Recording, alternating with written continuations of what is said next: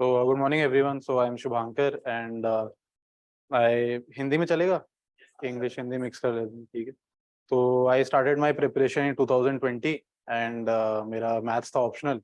सो 21 में एग्जाम था, so I had only 1 year to prepare maths GS everything. तो maths में आई स्टार्टेड माय प्रिपरेशन वैसे ही जैसे लोग करते हैं। I joined an institute here in old Rajendra Nagar and I did not find it very good.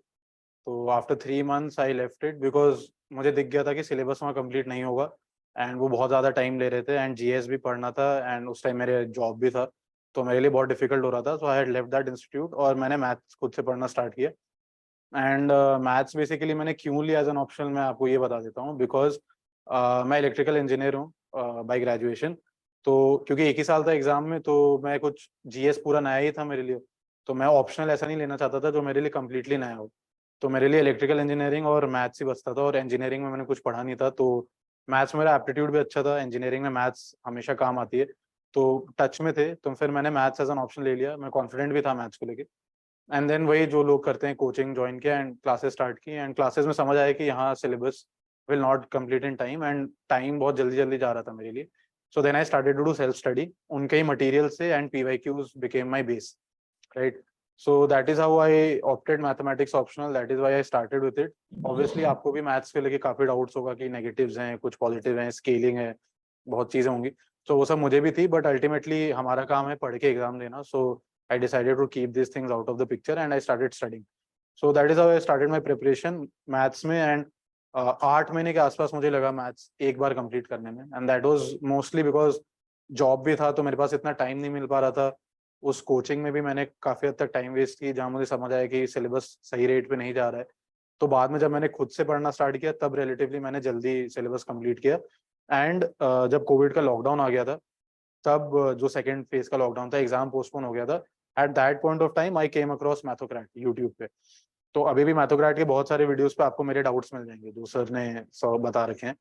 तो यहाँ पे मैंने सारे फिजिक्स के टॉपिक्स, रियल एनालिसिस, काफी हद तक कॉम्प्लेक्स, ये सारी चीजें की।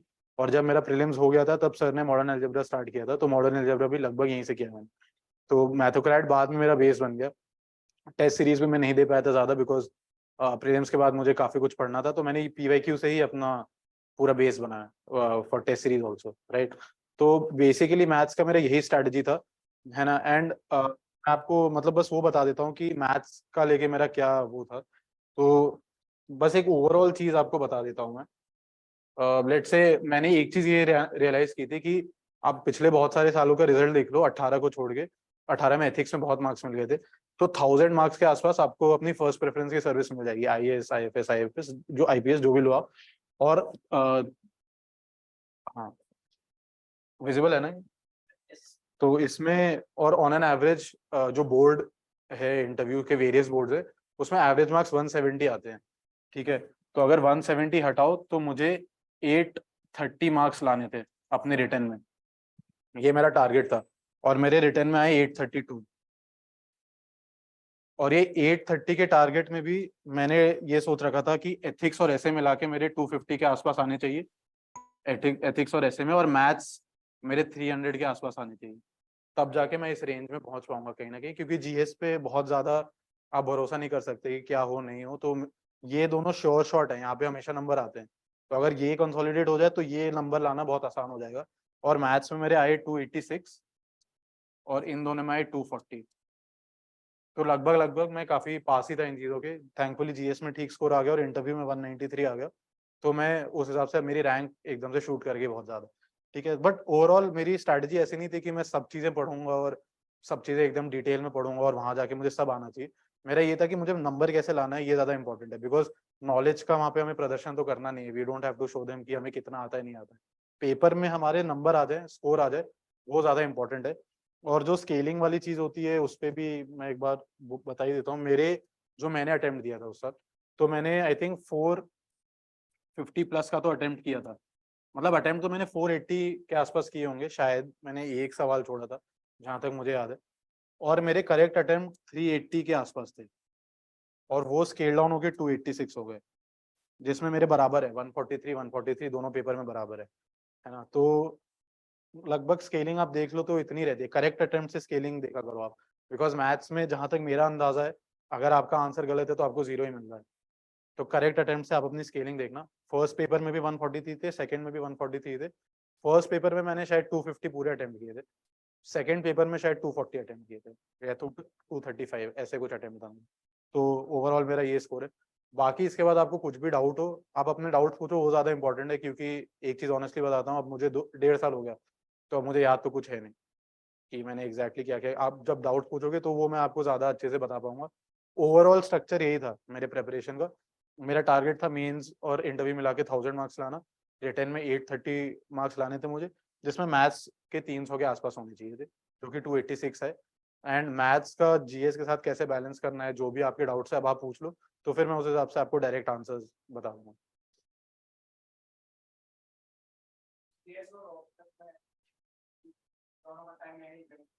हाँ, इसमें देखो मैं एक चीज और बताता हूँ। मैंने ना अपनी पूरी तैयारी जब मैथ्स की स्टार्ट की थी, तो मैंने कनिष्क कटारिया सर के, उन्होंने एक ब्लॉग लिखा हुआ है कि कौन से सब्जेक्ट आपके किस दिन में होने चाहिए सब। तो मैंने एकदम उसी हिसाब से तैयारी स्टार्ट की अपनी। अब ऑब्वियसली अगर वो कह रहे हैं कि ओडी 15 दिन में हो जाना चाहिए, तो मेरा 20 दिन में होता है। ठीक है, वो कह रहे हैं मॉडर्न अलजेब्रा शायद 45 दिन उन्होंने बोला है या 40 बोला है, तो मेरे लगभग 1.5 महीने उसमें लग गए थे। मतलब ऊपर नीचे हो सकता है आपका, बट ओवरऑल आउटलाइन मैंने वही फॉलो किया था।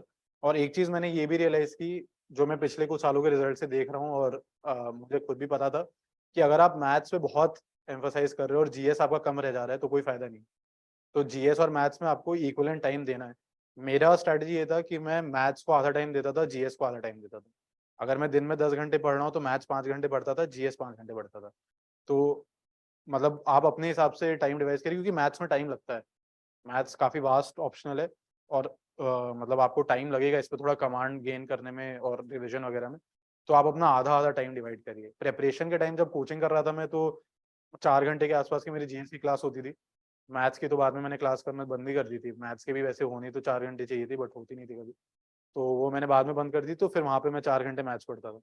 तो आधा आधा मैंने डिवाइड किया था, और मेरा टारगेट ये था कि मैं मैथ 6 से 7 महीने में कर लूँ कंप्लीट। बट क्योंकि शुरू में मैंने वो कोचिंग में मेरा बहुत टाइम वेस्ट हो गया, तो वो 8 महीने के आसपास खिंच गया। तो मेरा मैथ्स 8 महीने में खत्म हुआ, मेरा जीएस भी लगभग लगभग 8 महीने में खत्म हुआ था। तो जून 2020 में मैंने प्रिपेयर करना शुरू किया था, फरवरी 2021 के आसपास मेरा सिलेबस कंप्लीट हो रहा था, है ना। और फिर जून 2021 में प्रीलिम्स होना था, तो मेरे पास और जीएस कंप्लीट करना मतलब रिवीजन भी साथ साथ चल रहा था जीएस का। मैथ्स मेरा एक भी बार रिवीजन नहीं हुआ था, 8 महीने में सिर्फ एक बार पूरा सिलेबस देखने में लग गया था, है ना। तो ये बता रहा हूँ मैं। और उसके बाद थैंकफुली मेरे लिए प्रीलिम्स एक्सटेंड हो गया, तो वो 2 महीने में फिर मैंने मैथ्स अपना रिवाइज कर लिया काफी हद तक। तो बट मेरा ये सजेशन है आपको कि मैथ्स पे इतना ओवर डिपेंडेंट मत हो जाना कि आप जीएस को निगलेक्ट कर दो। जीएस में भी आपको बेसिक मिनिमम नंबर लाने हैं। जीएस में भी यार मैं एक मतलब ये बता देता हूँ, जैसे जीएस का पेपर 1 है, 2, 3, 4 तो एथिक्स ही होता है, और ऐसे है, यही होता है ना, और भी कुछ होता है, और 2 ऑप्शन होते हैं, ठीक है, यही है। तो अब यार ऐसे जो है, ऐसे और एथिक्स ये मिला के आपके 250 का आपको टारगेट रखना चाहिए, यहाँ आ सकते हैं। एथिक्स में थोड़े नंबर कम हुए हैं, बट 100-110 नंबर अभी भी एथिक्स में गारंटी से आ जाते हैं। ऐसे में 130 प्लस लाना भी आज बहुत बहुत लोगों को आते हैं, पॉसिबल है। तो ये आपका टारगेट होना चाहिए, ठीक है। जीएस 1, 2, 3 में क्या है ना, आप किसी भी साल टॉपर, कोई भी मतलब टॉपर लिस्ट आके देख लो आप, इन तीनों पेपर का जो रेंज होता है ना, वो 300 ±5 में ही रहता है।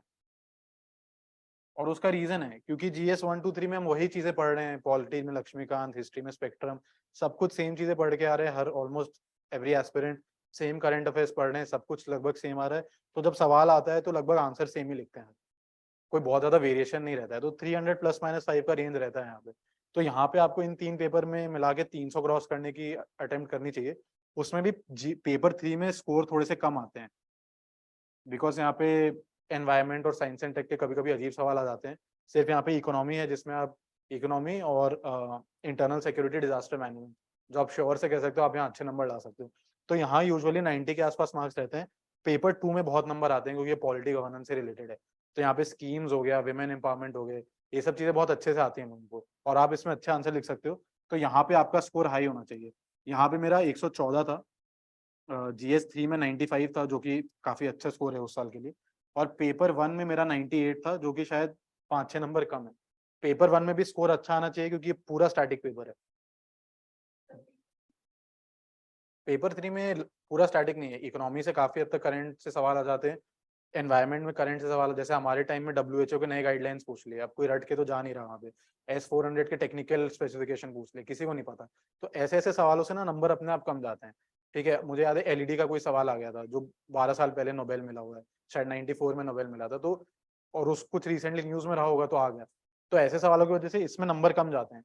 पेपर 3 में नंबर मोस्टली आते हैं आपकी इकोनॉमी, डिजास्टर मैनेजमेंट और इंटरनल सिक्योरिटी से। ठीक है, तो यहाँ पे आपको वो वाला पार्ट स्ट्रॉन्ग करना चाहिए। पेपर 2 आप पे एकदम स्ट्रॉन्ग होना चाहिए, काफी हद तक करंट ओरिएंटेड होता है, गवर्नमेंट के स्कीम्स, कॉन्स्टिट्यूशन सब कुछ लिख सकते हैं यहाँ पे आप, सुप्रीम कोर्ट के जजमेंट्स और आर्टिकल्स वगैरह सब कुछ। तो यहाँ जब पेपर 1 पूरा स्टैटिक है, हिस्ट्री, ज्योग्राफी, ठीक है, सोसाइटी से थोड़े करंट सवाल आते हैं, बट लगभग लगभग ये पूरा स्टैटिक पेपर है, वर्ल्ड हिस्ट्री और पोस्ट इंडिपेंडेंट इंडिया। तो यहाँ पे स्कोर अच्छा होना चाहिए, 105 100 प्लस तो यहाँ आते हैं, तो आपको ले आना चाहिए। तो ये मतलब मेरा वही टारगेट था कि मुझे नंबर कहाँ कहाँ से एक्सट्रैक्ट कर सकता हूँ। तो मेरे टारगेट में अब जैसे जीएस को मुझे पता है ज्यादा नंबर आते हैं, तो मैं जीएस को थोड़ा ज्यादा पढ़ूंगा। पॉलिटी एकदम मेरे टिप्स पे होने चाहिए। इकोनॉमी, GS3 मुझे पता है इकोनॉमी डोमिनेट करता है, तो GS3 में एकदम इकोनॉमी मेरे टिप्स पे होनी चाहिए। तो ऐसे करके आप अपनी तैयारी करो, ऐसा नहीं कि यहाँ जितने टॉपिक दिए हर किसी को डिजास्टर मैनेजमेंट उतना ही पढ़ रहे हो जितना भी इकोनॉमी पढ़ रहे हो, तो फिर वो डिजास्टर स्ट्रेटजी है आपके लिए, है ना। तो उस हिसाब से आप अपनी तैयारी करो। आई होप आपका सवाल काफी हद तक। हाँ, मैं तो क्रैक कुछ और किया ही नहीं मेरे को। मैं तो मुझे याद है जब ये हो गया, मैंने बोला February 2021 में मैंने अपना सिलेबस कंप्लीट किया मैथ्स का, और फिजिक्स मेरा काफी वीक था, और फेब में मैंने अपनी जॉब छोड़ दी थी, और उसी टाइम के आसपास एग्जाम पोस्टपोन हो गया था, है ना। तो मैं गूगल पे, यूट्यूब पे सर्च ही कर रहा था कि फ्लूइड डायनेमिक्स, BSc ऐसे करके कुछ कुछ सर्च कर रहा था, और नीचे कहीं मैथोक्रेट मुझे दिख गया, और मैंने सर के वीडियोस देखना स्टार्ट किए। मेरे बहुत सारे डाउट्स मिल जाएंगे उनके वीडियोस पे आपको। और फिर वहां से मैंने पूरा का पूरा अपना जो dynamics, mechanics, statics, fluid fluid mechanics, सारा का सारा मैथोक्रेट के एक एक वीडियो से किया है मैंने। सारे वीडियोस मैंने बहुत अच्छे से पढ़े हैं, वहीं से क्वेश्चन भी प्रैक्टिस किया है मैंने अपना सारा। और फिर जो PYQ है फ्लूइड डायनेमिक्स वगैरह में, तो सर ने PYQ भी सारे डिस्कस कर रखे हैं एक एक साल के, तो वो वहीं से मैंने प्रैक्टिस किया, मैंने कहीं और एक्स्ट्रा नहीं किया। बीच में MD रायसिंघानी मैंने खोली इजी टॉपिक्स के लिए। फ्लूइड डायनेमिक्स में कुछ कुछ बहुत इजी टॉपिक्स हैं, मतलब जो एक्चुअली फ्लूइड के सवाल ही नहीं है, वो सवाल है कॉम्प्लेक्स OD और PD के। वो बस फ्लूइड का उसमें वो है थोड़ा सा, जैसे स्ट्रीमलाइंस है, पाथलाइंस है, ये बहुत इजी सवाल है, तो मेरे को समझ यहाँ से मुझे नहीं छोड़ना कुछ भी। तो वो मैंने थोड़े थोड़े MD रायसिंघानी से देख लिया, बट 99% सब कुछ फ्लूइड डायनेमिक्स ये सब मैंने यही सीखे, रियल एनालिसिस, ये 5 सब्जेक्ट तो पूरे पूरे मैंने, और ये टफर सब्जेक्ट्स हैं, तो ये सारे के सारे मैंने ये मैथोक्रेट की वीडियो सीखे। हाँ हाँ, एक बार तो मैंने सिलेबस पूरा पढ़ा, और फिर प्रीलिम्स के जस्ट पहले मैंने 50% सिलेबस रिवाइज कर लिया था। प्रीलिम्स के जस्ट बाद, जैसे प्रीलिम्स के 1 महीने पहले तक मैं मैथ्स पढ़ रहा था, टाइम घटाता चला गया था, 5 घंटे से 4 3 एक घंटे तक पढ़ता था। फिर प्रीलिम्स के 1 महीने पहले मैंने मैथ्स पढ़ना छोड़ दिया। फिर प्रीलिम्स होने और प्रीलिम्स के रिजल्ट के बीच में जो 15 दिन का गैप होता है, उसमें मैंने सिर्फ और सिर्फ मैथ्स पढ़ा, क्योंकि बहुत टाइम हो गया था मैथ्स छोड़े हुए। तो 15 दिन में सिर्फ मैथ्स रिवाइज किया मैंने, तो पूरा पेपर 1 और 50% पेपर 2 मैंने रिवाइज कर दिया था उन 15 दिनों में, क्योंकि दिन भर सिर्फ मैथ्स पढ़ता था और थोड़ा बहुत ऐसे और एथिक्स देखता था। GS मैंने टच ही नहीं किया, क्योंकि मेंस मतलब प्रीलिम्स के लिए आप काफी GS पढ़ के जाते हो, तो आपके माइंड में रहता ही है, 15 दिन में आप नहीं भूल जाओगे। बट मैथ्स बहुत टाइम से छूटा हुआ था, तो मैथ्स मैंने तब पूरा 15 दिन में रिवाइज किया। तो एक रिवीजन ये हो गया मेरा। फिर एक रिवीजन मैंने और किया नवंबर के महीने में पूरे मैथ्स का, तो मैंने 3 रिवीजन किए। और सिर्फ PYQs मैंने 3 बार किए। वो G20 एक ग्रुप है ना, तो उस पे उन्होंने टॉपिक वाइज PYQ दे रखे हैं, वो मैंने 3 3 बार सॉल्व किए पूरे। मैंने सिर्फ मैथ्स के 2 टेस्ट लगाए हैं, proper test series, but PYQ मैंने 3 बार सॉल्व किए, क्योंकि टाइम था नहीं मेरे पास। तो ये जो मेरा पूरा अटेम्प्ट है ये उतने में ही है।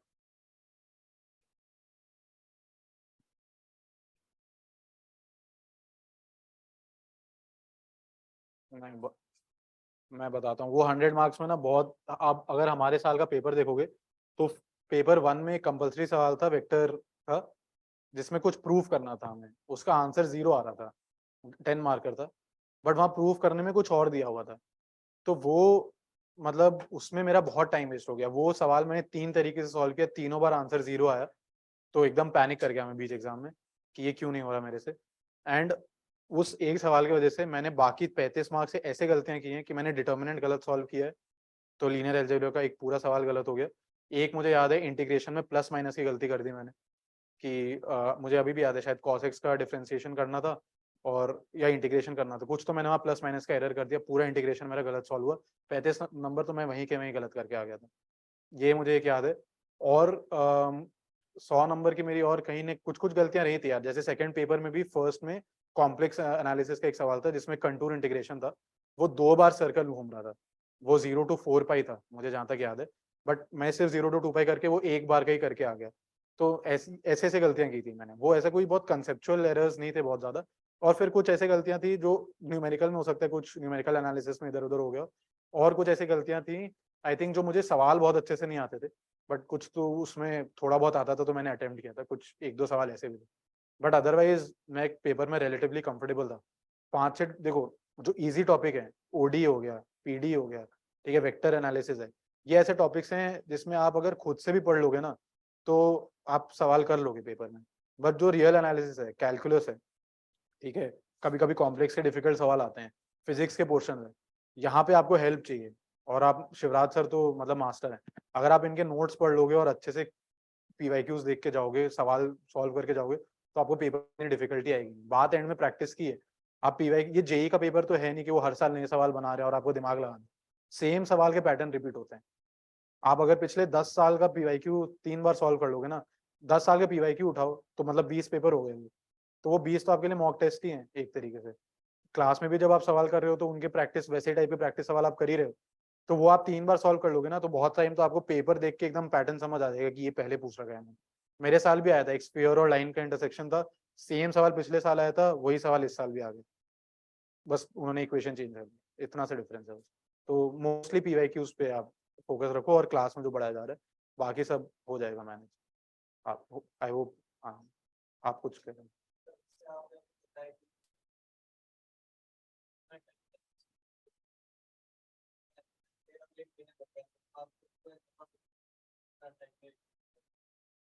आ, इतना तो यार बहुत पिन पॉइंट करना, देखो हर किसी का थोड़ा बहुत ऊपर नीचे तो जाएगा ही, बट आपको ट्राई ये करना चाहिए कि 7 मंथ्स के आसपास आप दो, आइडियली 6 मंथ्स में मैथ्स हो जाना चाहिए एक बार में पूरा, ज्यादा से ज्यादा 7 महीने खींच लो उसको, 8 तक मत लेके जाना, क्योंकि अब एग्जाम अपने नॉर्मल साइकिल में आ गया ना।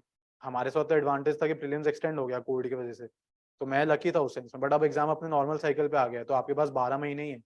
तो 7 महीने आप में अगर आप सिलेबस करते हो और प्रीलिम्स के 2 महीने पहले आप नहीं पढ़ोगे मान लो, तो आपके पास फिर 2 से 3 महीने बचते हैं रिविजन के लिए, है ना। तो एटलीस्ट इतने में तो कर लो। अगर आप 10 महीने में पूरा सिलेबस ही कर रहे हो या तब भी कुछ टॉपिक छोड़ दे रहे हो, तो फिर आपके पास रिवीजन का टाइम नहीं बचेगा प्रीलिम्स के पहले। एटलीस्ट उन 2-3 महीने में 50 to 60% पेपर एक बार रिवाइज तो हो जाना चाहिए, आसान टॉपिक एटलीस्ट। तो आप वो ट्राई करो और क्लास में जिस पेस पे पढ़ाया जा रहा है उस पेस को मैच करो, क्योंकि जैसे शिवराज सर अगर पढ़ा रहे हैं तो वो कुछ सोच के पढ़ा रहे होंगे कि 20 दिन में ओडी कर दूंगा। अगर ओडी पीडी मेरा सही से हो गया तो फ्लूइड में आपको कम दिक्कत आएगी। अगर ओडी पीडी कॉम्प्लेक्स एनालिसिस आपका सही में सही टाइम पे हो जाता है, तो फिर आपको फ्लूइड में कम टाइम लगेगा, क्योंकि वो इनका एप्लीकेशन ही है ना। तो वो कुछ सोच के अपना वो बना रहे होंगे 6 से 7 महीने में, उस पेस को मैच करो, आप क्लास करो और उतना ही रिवीजन करो, तो उतने में सिलेबस तो हो जाएगा आप।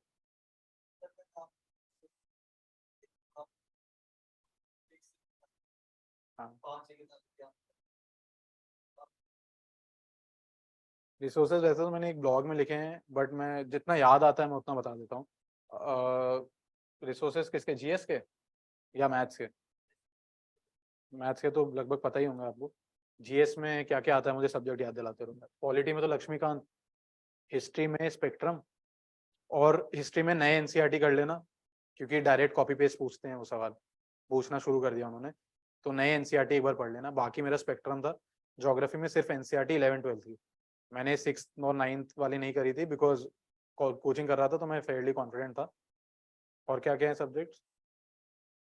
इकोनॉमी में मैं सिर्फ क्लास नोट, मुझे मैंने कोई किताब नहीं पढ़ी इकोनॉमी में।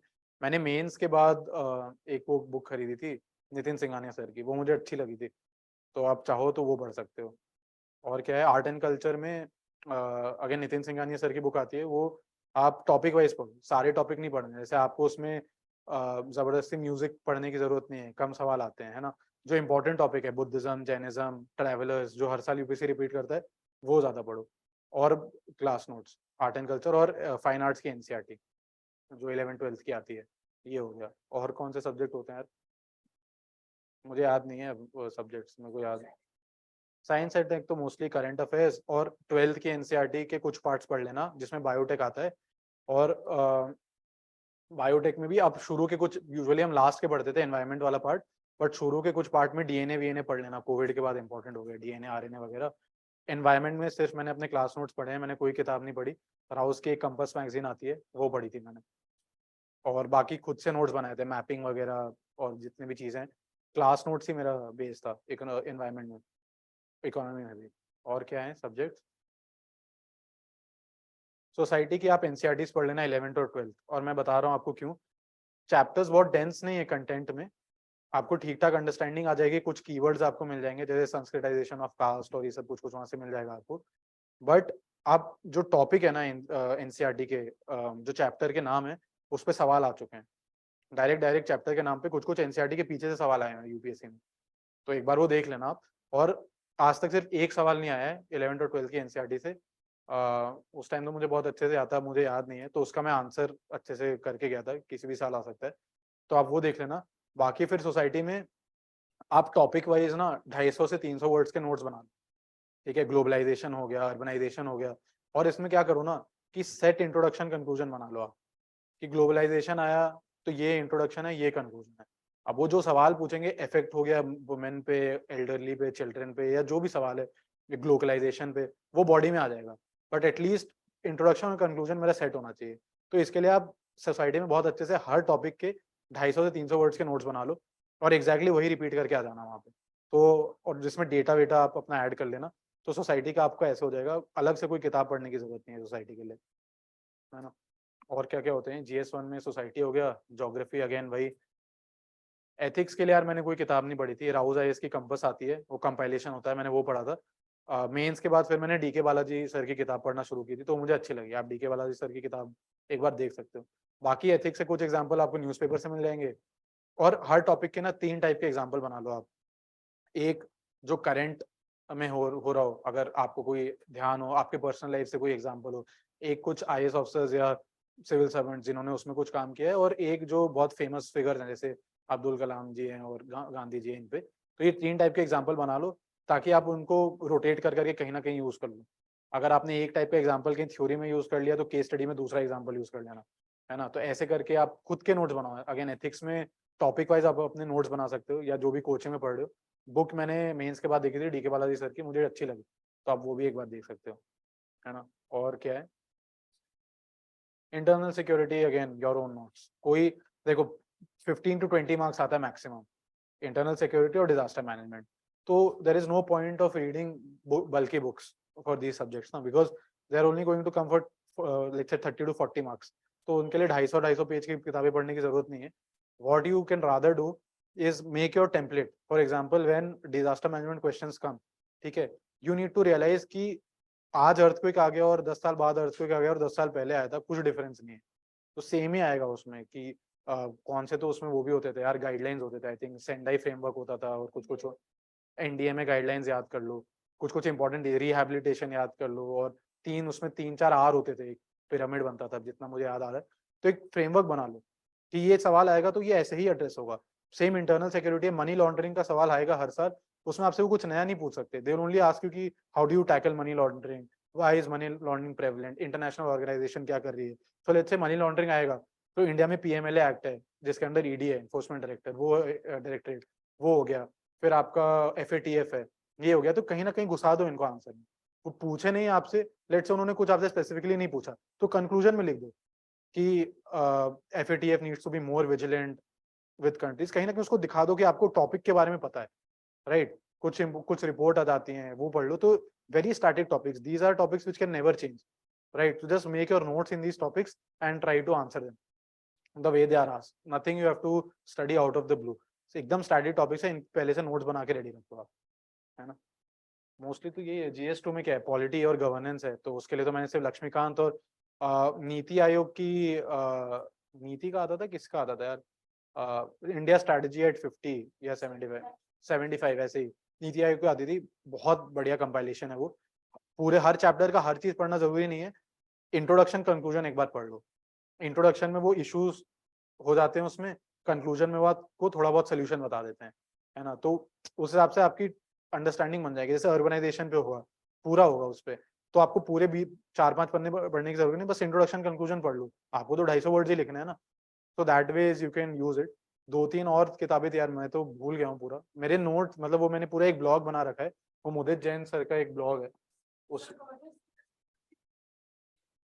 यार जरूरी तो इस एग्जाम में कुछ भी नहीं है देखो, बट आपके पास टाइम हो तो आप पढ़ लेना, और पढ़ लेना भी ऐसा नहीं कि पूरा पूरा, again introduction conclusion of important topics, है ना। और बीच बीच में अगर आपको मतलब पेज पलटते हुए लगा कुछ इंपॉर्टेंट सा दिख रहा है तो बस वो, बट टाइम हो तो कर लेना। मतलब मेरा तो एडवाइस है कि उसका कोई हार्म नहीं होगा, आप सेकंड ईयर से जहां भी कोट करोगे आपको फायदा ही होगा, उसमें कोई हार्म नहीं है, तो you can go ahead, but time देख लेना, टाइम हो तो ही करना।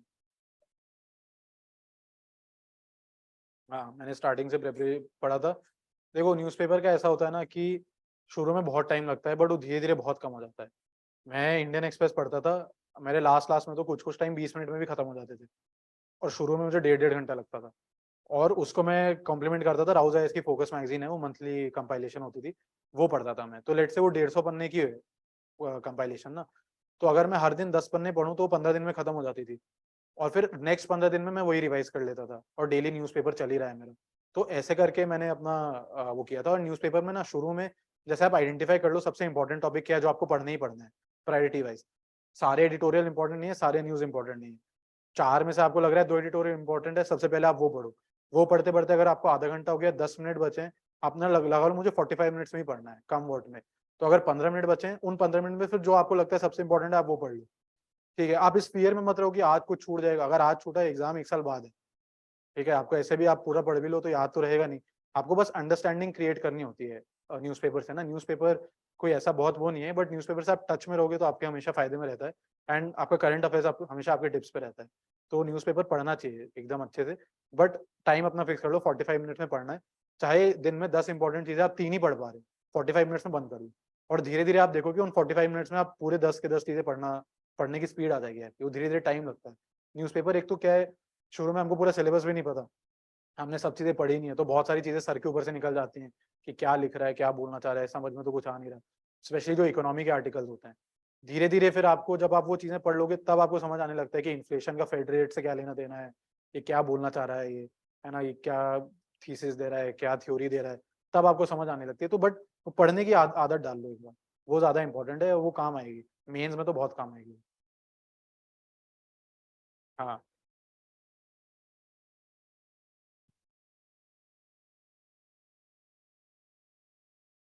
थ्योरम्स आपको कुछ सब्जेक्ट कुछ टॉपिक्स में करने पड़ेंगे, कॉम्प्लेक्स एनालिसिस में करने पड़ेंगे, कॉम्प्लेक्स में थ्योरम्स आते हैं, न्यूमेरिकल में उन्होंने पूछना शुरू कर दिया है।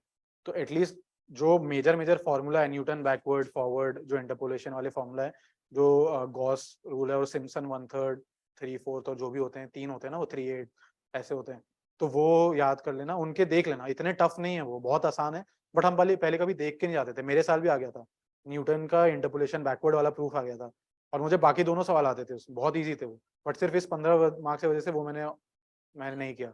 और फिर मैंने ऐसा सवाल किया जिसमें 2 मुझे बहुत ज़्यादा श्योर नहीं थे, बट ये था कि एटलीस्ट दोनों में मैं कुछ-कुछ कर पाऊँगा। आप समझ रहे हो? तो इसलिए एक बार इनमें देख लेना। रियल एनालिसिस में प्रूफ्स मत देखो यार। सेकंड पेपर में यूपीएससी के पास बहुत टॉपिक्स है प्रूफ पूछने के लिए, कॉम्प्लेक्स से पूछ देते हैं वो, न्यूमेरिकल से पूछ देते हैं, तो इनमें प्रूफ मत देखो। रियल एनालिसिस प्रूफ भी बहुत सर के ऊपर से आते हैं। रियल एनालिसिस में कॉन्सेप्ट्स पे आप फोकस करो। रियल एनालिसिस में जब तक आप 3 से 4 बार रिवीजन नहीं करोगे ना, बहुत कन्फ्यूजन रहेगा आपको। सब चीज़ सेम लगती है, यूनिफ़ॉर्म कन्वर्जेंस, कंटिन्यूटी सब एक ही जैसा लगता है। तो जब तक आप 3-4 बार रिवीजन नहीं करोगे ना, आपको फाइनल चीज़ें समझ नहीं आएँगी। ऑल्दो आपको शिवराज सर पढ़ाएँगे तो बहुत क्लैरिटी आ जाएगी आपको। हाँ। हाँ, इतना प्रूफ नहीं, कोई प्रूफ की ज़रूरत, रियल एनालिसिस में मत ही करो। उसमें ऑलरेडी इतने टॉपिक है करने के लिए, आप प्रूफ करने बैठ गए तो आपकी हालत खराब हो जाएगी। तो इसमें प्रायोरिटाइज़ करो, इसमें प्रूफ मत करो, इनमें क्वेश्चन्स पे ध्यान दो। और पीवाईक्यू देख लो ना, मुझे नहीं लगता रियल एनालिसिस में कभी प्रूफ पूछा है। कुछ-कुछ सवाल ऐसे होते हैं जो प्रूफ जैसे लगते हैं बट वो प्रूफ होते नहीं एक्चुअली में, है ना? अगेन मॉडर्न अलजेब्रा में कुछ-कुछ सवाल होते हैं जो प्रूफ जैसे ही लगते हैं, बट मॉडर्न अलजेब्रा पूरा वैसा ही है, वो पूरा ही प्रूफ जैसा ही है। तो वो आपको उसकी हैबिट डेवलप करनी पड़ेगी। बाकी कॉम्प्लेक्स ये फर्स्ट पेपर में मुझे नहीं लगता कहीं से कोई खास प्रूफ वूफ आता है। तो प्रूफ आपको 3-4 सब्जेक्ट में ही करने हैं, रियल में तो मत ही करना।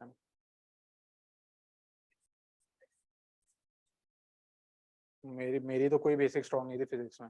मैं तो 4 साल हो गए थे फिजिक्स पढ़े हुए, और जेईई के टाइम पे भी फिजिक्स मेरा सबसे वीक पार्ट था। तो मैं आपको बहुत अथॉरिटी से ये बता सकता हूँ कि जब आप मैथोक्रेट में क्लासेस करोगे शिवराज से, अगर आप एनरोल्ड हो तो या फिर आप उनके वीडियोस देख लो, मतलब क्रिस्टल क्लियर हो जाएगा कॉन्सेप्ट आपके। ये मैं एकदम विद अथॉरिटी बोल सकता हूँ अपने प्रॉमिस के साथ। मैंने वहीं से किया है पूरा का पूरा, स्टैटिक, डायनेमिक्स और फ्लूइड मैकेनिक्स और मैकेनिक्स, सारा का सारा यहाँ से किया है। होती है शुरू में दिक्कत, थोड़ा सा इंट्यूशन डेवलप करने में टाइम लगता है। अब जैसे जब हम इंटीग्रेशन सॉल्व करते हैं, हम सब मैथ्स बैकग्राउंड से हैं, जब हम इंटीग्रेशन सॉल्व करते हैं तो हमारा एक इंट्यूशन है इंटीग्रेशन का ना। हमें कोई आज आके दे दे कि भाई ये इंटीग्रेशन सॉल्व करके देख ले एक बार, तो हम पेपर उठा के कुछ कुछ लिखना तो स्टार्ट कर ही देते हैं, क्योंकि हमें कॉन्फिडेंस इतना तो है कि कुछ कुछ तो उसके आसपास पहुंच जाएंगे। बट फिजिक्स में वो इंट्यूशन नहीं है हमारा, तो वो इंट्यूशन डेवलप करने में थोड़ा टाइम लगता है। बट जैसे ही वो हो जाएगा ना विद प्रैक्टिस, तो फिजिक्स आपको बहुत आसान लगने लगेगी। और इसमें भी कुछ टॉपिक्स हैं यार, जैसे मैकेनिक्स में लैग्रेंज है, हैमिल्टोनियन है ना, यूपीएससी बार बार पूछता है और इन्हीं पे पूछता है ज्यादा। और ये आपके बहुत आसान हो जाएंगे, आप सर से पढ़ के देखना, it is going to be very easy.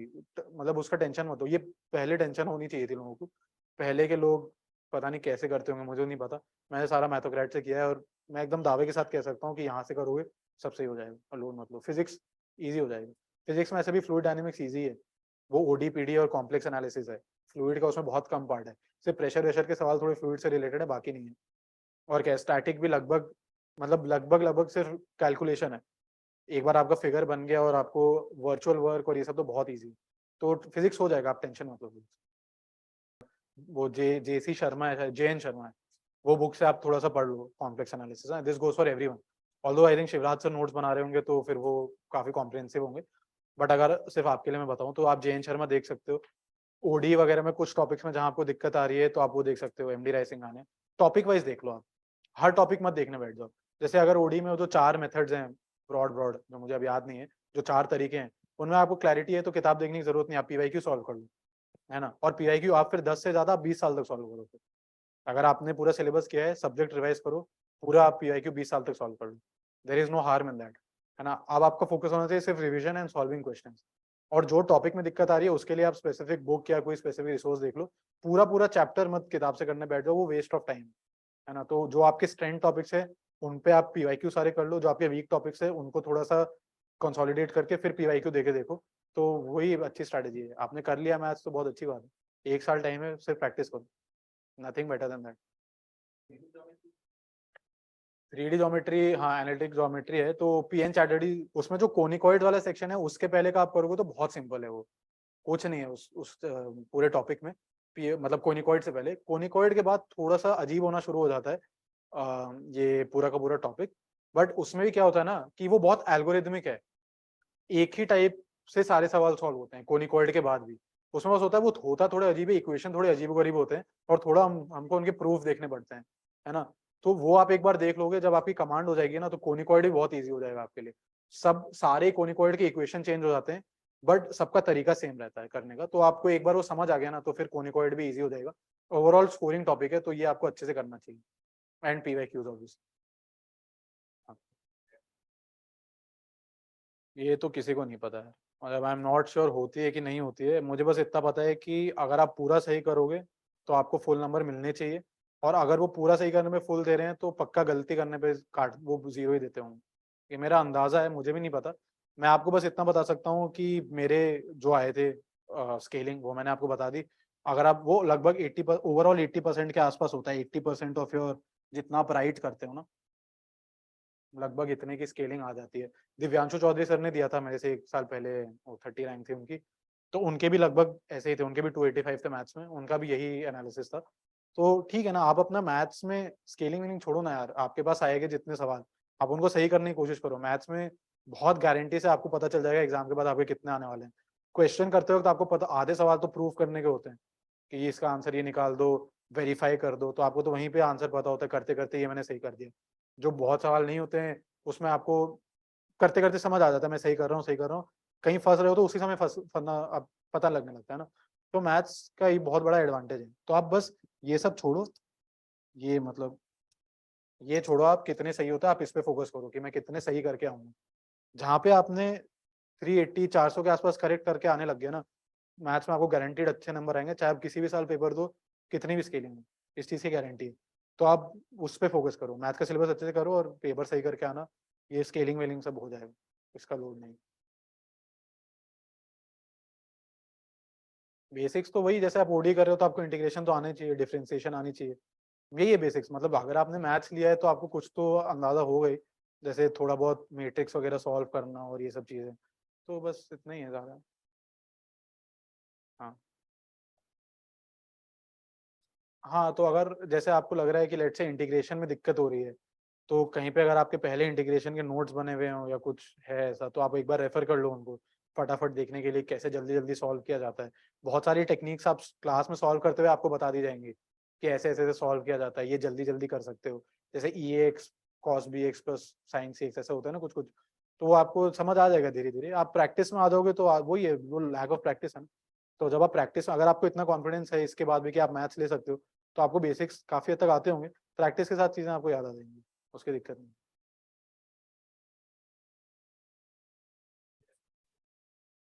हाँ, मैंने जैसे खुद से वो नोट्स पढ़ता था, उसमें जो जो सवाल होते थे सारे सॉल्व करता था, और वहीं पे मार्क कर लेता था कि इस सवाल में मैं कहीं तो अटका था, ये मुझे इशू आई थी, है ना। तो 2 बार तो मैंने पूरे पूरे नोट सॉल्व किए हैं। तीसरे चौथी बार में सिर्फ वही सवाल करता था जहां मुझे दिक्कत आती थी, और नोट्स में ही कहीं ना कहीं जैसे एक सवाल को 3-4 तरीके तो सॉल्व करना है, अगर मैंने किसी और तरीके से किया है तो वो तरीका भी वहां लिखता था, और वहीं पे मार्क भी कर लेता था कि ये कोई दूसरा तरीका है सॉल्व करने का। तो बेसिकली यही होता था कि मल्टीप्लाई नहीं करता था रिसोर्सेज, वहीं नोट्स है तो वहीं सब कुछ लिख के, ताकि बाद में उन्हीं को जल्दी जल्दी देख लो। और लास्ट मैंने कंसाइज नोट्स बना लिए थे हर सब्जेक्ट के, वो सारे मैंने मैथोक्रेट के टेलीग्राम चैनल पे डाल दिए थे रिजल्ट के बाद, आप देख लेना। बट खुद से बनाना नोट्स, क्योंकि बहुत चीजें ऐसे होंगी जो मेरे लिए नेचुरल होंगी, मैंने वो छोड़ दी होंगी नोट्स में कि मुझे आती होंगी, वो आपके लिए शायद नहीं होंगी। और आपके लिए बहुत सारी ऐसी चीजें होंगी जो मैंने लिख रखी होंगी, तो आपके लिए वेस्ट होगा। तो शॉर्ट नोट्स खुद से बना लेना, ताकि एग्जाम के पहले आप फटाफट देख पाओ। और पीवाईक्यू के मैंने पूरे बना रखे थे कि कैसे कैसे आता है, किस सवाल में क्या था, कैसे करना था। एक तो बहुत बेसिक होते हैं, एक जो पीवाईक्यू जहाँ अटक रहा था उसके भी बना लिए थे। तो रिवीजन तो ऐसे ही होता था, जैसे एक सब्जेक्ट कर लिया, अगला सब्जेक्ट स्टार्ट किया, उसके जो सवाल देखते थे मतलब पीछे जाके बस रिवाइज करता रहता था। बाकी इतना कोई रॉकेट साइंस नहीं है, जैसे नॉर्मल सब्जेक्ट पढ़ते हैं वैसे ही।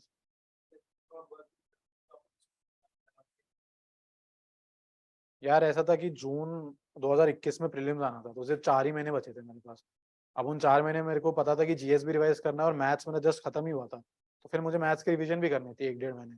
और डेली दिन में 8-10 घंटे जॉब को देना, और जीएस में मैं कंफर्टेबल हो गया था कि इतना मुझे लग रहा था कि अगर मैं एफर्ट दूं तो शायद प्रीलिम्स तो निकल जाएगा मेरा, मेंस का मैं उस समय श्योर नहीं था। तो उस समय मुझे लगा यार कि ये रिस्क लेना चाहिए, तो मैंने जॉब छोड़ दी तब। तो वो जब एक्स्ट्रा टाइम मिला तो फिर उसमें मैंने मैथ्स की रिवीजन भी की, जीएस भी कंसोलिडेट किया। तो इंट्यूशन आ जाता है यार आपको अंदर से, जैसे अभी आप बहुत अनश्योर हो बहुत सारी चीजों को लेके, बट एक पॉइंट के बाद आपको लगने लगेगा यार चीजें मेरे कंट्रोल में आ रही, तब आप कॉन्फिडेंस भी आपको बढ़ने लगेगा। तो वो जब मेरा आ गया था आई थिंक दिसंबर के आसपास, मुझे लगने लग गया था कि मैथ्स मुझे दिख रहा है 2 महीने में खत्म हो जाएगा, जीएस भी 2 महीने में खत्म हो जाएगा, तो मैं तब से ही सोचना शुरू कर दिया था। फिर फेब में आके मैंने छोड़ दिया। हाँ,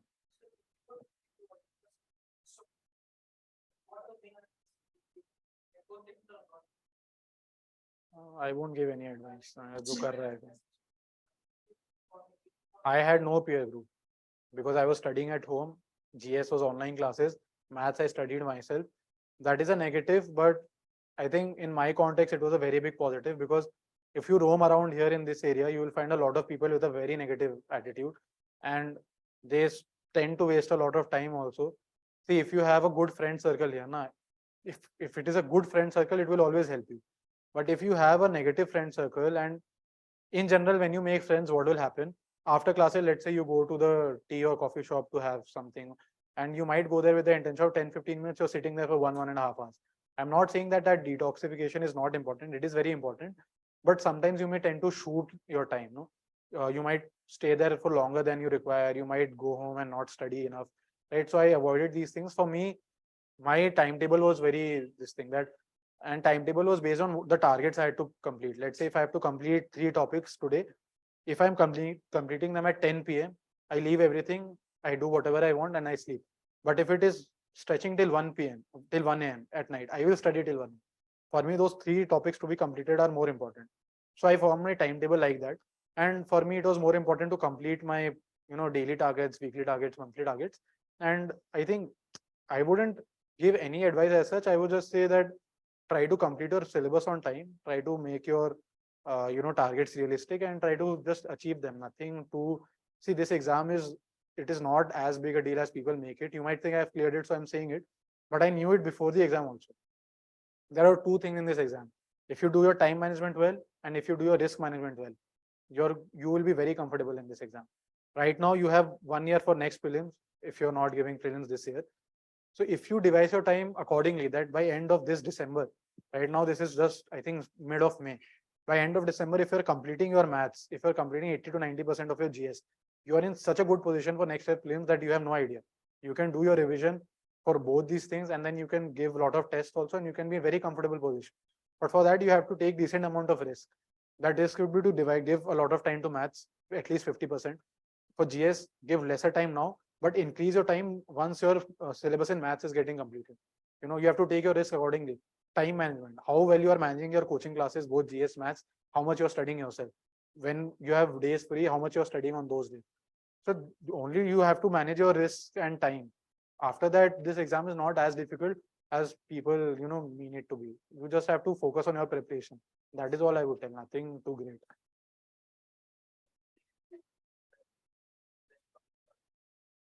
जून 2020 में, मतलब प्रीलिम्स की क्या, जब पढ़ाई शुरू की तो जून 2020 में की, और सिर्फ प्रीलिम्स के मैंने 3-3.5 महीने पहले, क्योंकि मेरा पहला ही अटेम्प्ट था, तो मैं 3 से 3.5 महीने पहले सिर्फ प्रीलिम्स फोकस, बट उसमें मैथ्स पढ़ता था मैं दिन में। पहले जो लास्ट के 3 महीने शुरू में मैथ्स 5 से 3 घंटे किया, फिर 3 से 2, फिर 1, और फिर 1 महीने पहले मैथ्स पढ़ना छोड़ दिया।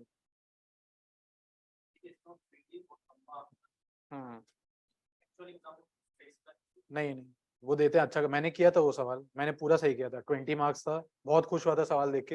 एप्लीकेशन ऑफ पीडी ऐसी चीज है ना कि आपको वहाँ 20 में से 20 लानी चाहिए, तो 20 नंबर का पूछेंगे और आपको लाने चाहिए वहाँ पे मार्क्स, क्योंकि एक तो क्या है वहाँ पे लिखने के लिए आपके पास, आप थोड़ी बहुत थ्योरी भी लिख सकते हो, यूजिंग दिस फॉर्मूला, जो भी है क्या कहते हैं फूरियर सीरीज और फलाना का ना, वो सब पूरी कहानी लिख सकते हो आप। फिर उसको सॉल्व करो, उसको सॉल्व करने में कितना मजा आता है यार, वो देख के कितना कॉम्प्लेक्स लगता है, बट है कितना आसान है ना। वो सॉल्व करो, आराम से सॉल्व करो, 20 मिनट का सवाल है, 7-8 मिनट में सॉल्व करो, पूरा सॉल्व हो जाएगा, एंड आपको एंड में आंसर दिख जाएगा एकदम सही आया। पूरा पूरा डेरिवेशन डिपेंड करता है, अगर 20 नंबर का होता था तो मैं कर देता था। वो प्रैक्टिस से आ जाता है यार, वो पहली बार देख के बड़ा अटपटा सा लगता है, बट एप्लीकेशन ऑफ पीडी इतना बड़ा बून है ना हमारे लिए कि आपको वो जब पेपर में, मैं तो चाहता था पीडी से यही है, क्योंकि पीडी का जो पहला पोर्शन है ना, वहाँ गलतियां बहुत होती हैं, इसमें भी हो सकते हैं, बट ये ऑलरेडी ऐसा टॉपिक है कि आप थोड़ा ध्यान से करते हो, अदरवाइज पीडी में बहुत मिस्टेक्स होने के चांसेस है ना, और हर किसी का आंसर अलग आता है, तो आप श्योर भी नहीं होते हो कि आपका एग्जैक्टली सही है कि नहीं, और पीडी आप रिवर्स इंजीनियरिंग करके निकालना भी मुश्किल है, बट जबकि आप यहाँ से देखोगे तो ये वाले आपके बहुत एकदम शॉर्ट मार्क्स है। एप्लीकेशन ऑफ पीडी में भी ये वाले जो सवाल है, इसमें आप ट्रिपल इंटीग्रल वाले छोड़ सकते हो। ट्रिपल इंटीग्रल वो रेयरली, मुझे नहीं लगता आज तक उन्होंने पूछा, और वो बहुत लंबा जाता है, तो आप वो छोड़ सकते हो। डबल वाले तो आते हैं, उतना तो करना ही चाहिए आपको बहुत अच्छे से। कोई वो बहुत इजी टॉपिक है यार, मेरे को तो बहुत मजा आता था करने में, मैंने एक्चुअल पेपर में भी किया है वो वाला पूरा। हाँ मैंने छोड़े थे ना, मैंने मॉडर्न अलजेब्रा में कुछ टॉपिक्स छोड़े थे, फ्लूइड डायनेमिक्स मैंने नेवियर स्टोक्स छोड़ा था, क्योंकि सर ने अपने वीडियोस में भी कवर नहीं किया था, और सर ने खुद ही बताया था 2014 में सिर्फ एक सवाल आया, उसके बाद कभी नहीं आया। ये टॉपिक्स छोड़े थे, छोड़े होंगे यार कुछ कुछ इधर उधर, थोड़ा बहुत तो छोड़ा ही था, बट ओवरऑल हर, मतलब जैसे मैथ्स कॉम्प्लेक्स एनालिसिस है तो लगभग पूरा किया था, है ना, तो छोड़े थे कुछ कुछ, तो मॉडर्न मोस्टली मैंने मॉडर्न में ही छोड़े होंगे, बाकी आई डोंट थिंक मैंने कहीं छोड़े। कोनिकॉइड्स में छोड़े थे, वो लास्ट में कुछ कुछ टॉपिक्स थे ना कोनिकॉइड्स के, एग्जैक्ट नाम नहीं याद आ रहे, बट वो लास्ट के कुछ टॉपिक्स थे, वो छोड़े थे मैंने, जबकि पीवाईक्यू में आया भी था, बट मेरे पास उतना टाइम नहीं था, और मुझे लगा वो नया टॉपिक पूरा पढ़ना, 10 नंबर का आता भी है तो शायद इतना वर्थ इट नहीं, कुछ कुछ टॉपिक छोड़े थे। हाँ दो दो बार तो मैंने पूरे किए, क्योंकि वो, हाँ क्योंकि यार वो हैबिट में आना जरूरी है ना, बहुत टाइम से छोड़ी हुई है चीजें। मैथ्स आप ऐसे नहीं कर, जीएस जैसे नहीं पढ़ सकते कि देख लिया हो गया, ये तरीका है करने का। ट्रस्ट में जब आप सॉल्व करने बैठेंगे ना, आप इतने जगह अटकेंगे पहली बार में, पहली इटरेशन में, और आप इतनी गलतियां करेंगे कि आपको डाउट होने लगेगा मैं मैथ्स लूँ कि नहीं। मुझे भी हुआ था ये, तो वो विद प्रैक्टिस फिर चीजें सॉर्ट होने लगती है, तो 2 बार तो मैंने पूरा पूरा किया। उसके बाद फिर रिवीजन में से वही करता था जहाँ इश्यूज होते थे, या जो मैंने मार्क कर रखे थे। मेरे को अपना कुछ सैंपल ले आना चाहिए था, गलती होगी, भूल गया। और कुछ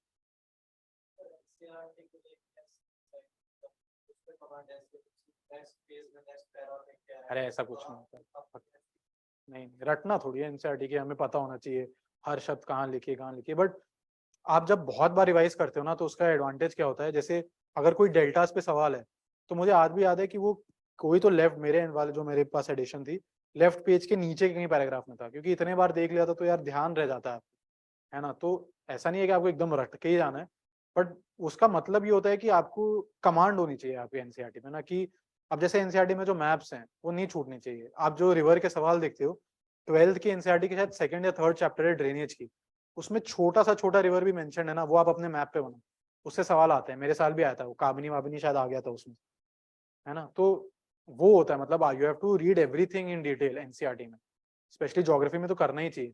तो इट इज नॉट कि आप एकदम मतलब रट लो उसको, आपका एक एक पार्ट वो ना याद होना चाहिए, ऐसा है। रटना नहीं है आपको एनसीईआरटी, आपकी कमांड होनी चाहिए उस पर, बस। और कुछ? हाँ।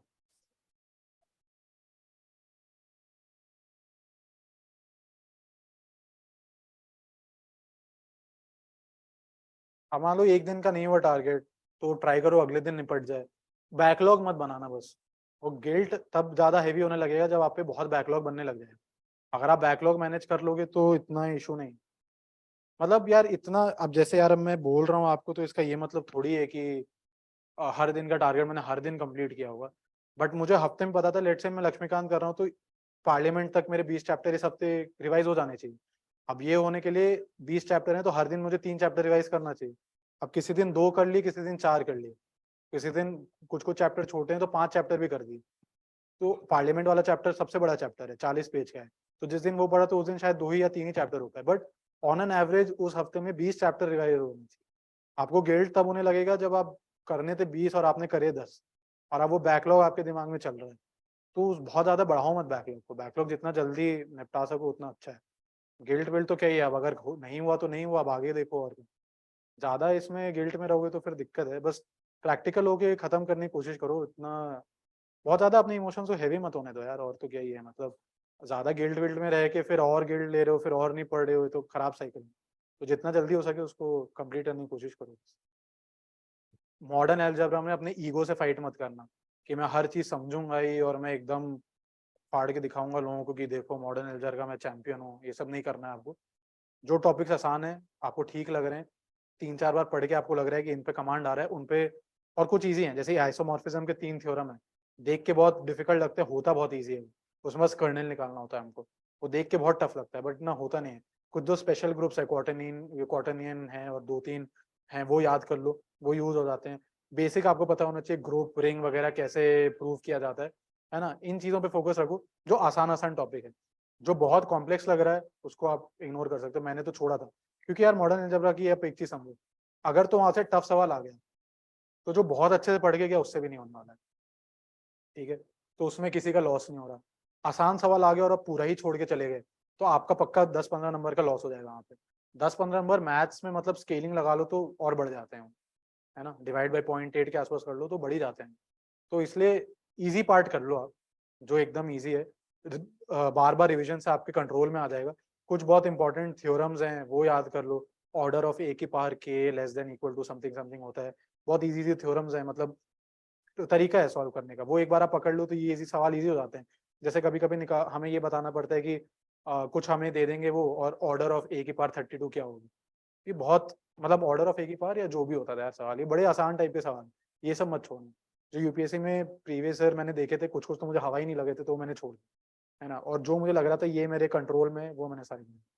बस उतना उतना तो करके जाओ एटलीस्ट। और 50% मॉडर्न अलजेब्रा आपको समझ आ जाएगा। बाकी 50% depending on varying level of interest या बाकी चीजों पे।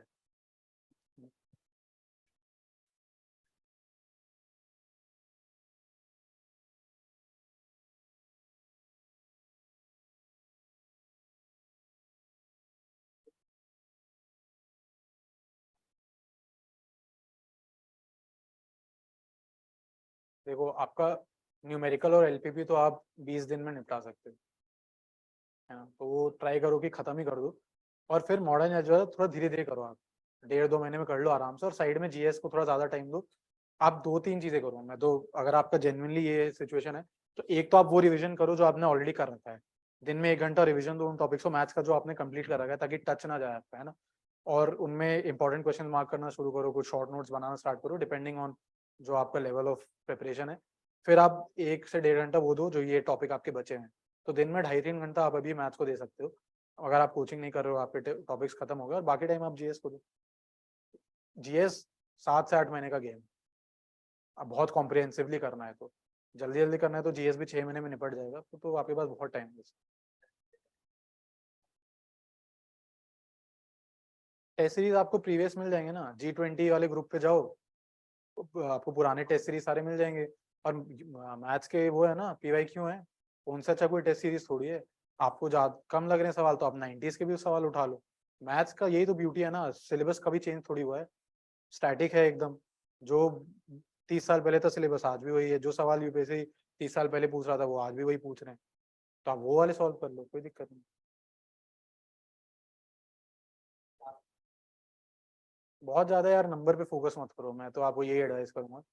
आपका फोकस होना चाहिए कि अगर आप मैथ्स में 20 सवाल कर रहे हो किसी टेस्ट में, तो आप टाइम पे कंप्लीट कर लो। 20 के 20 में आप देख लो कि कौन से आपसे बहुत अच्छे से हो गए, कौन से नहीं हो पा रहे हैं। आपका फोकस होना चाहिए इम्प्रूवमेंट पे, डेली बेसिस पे।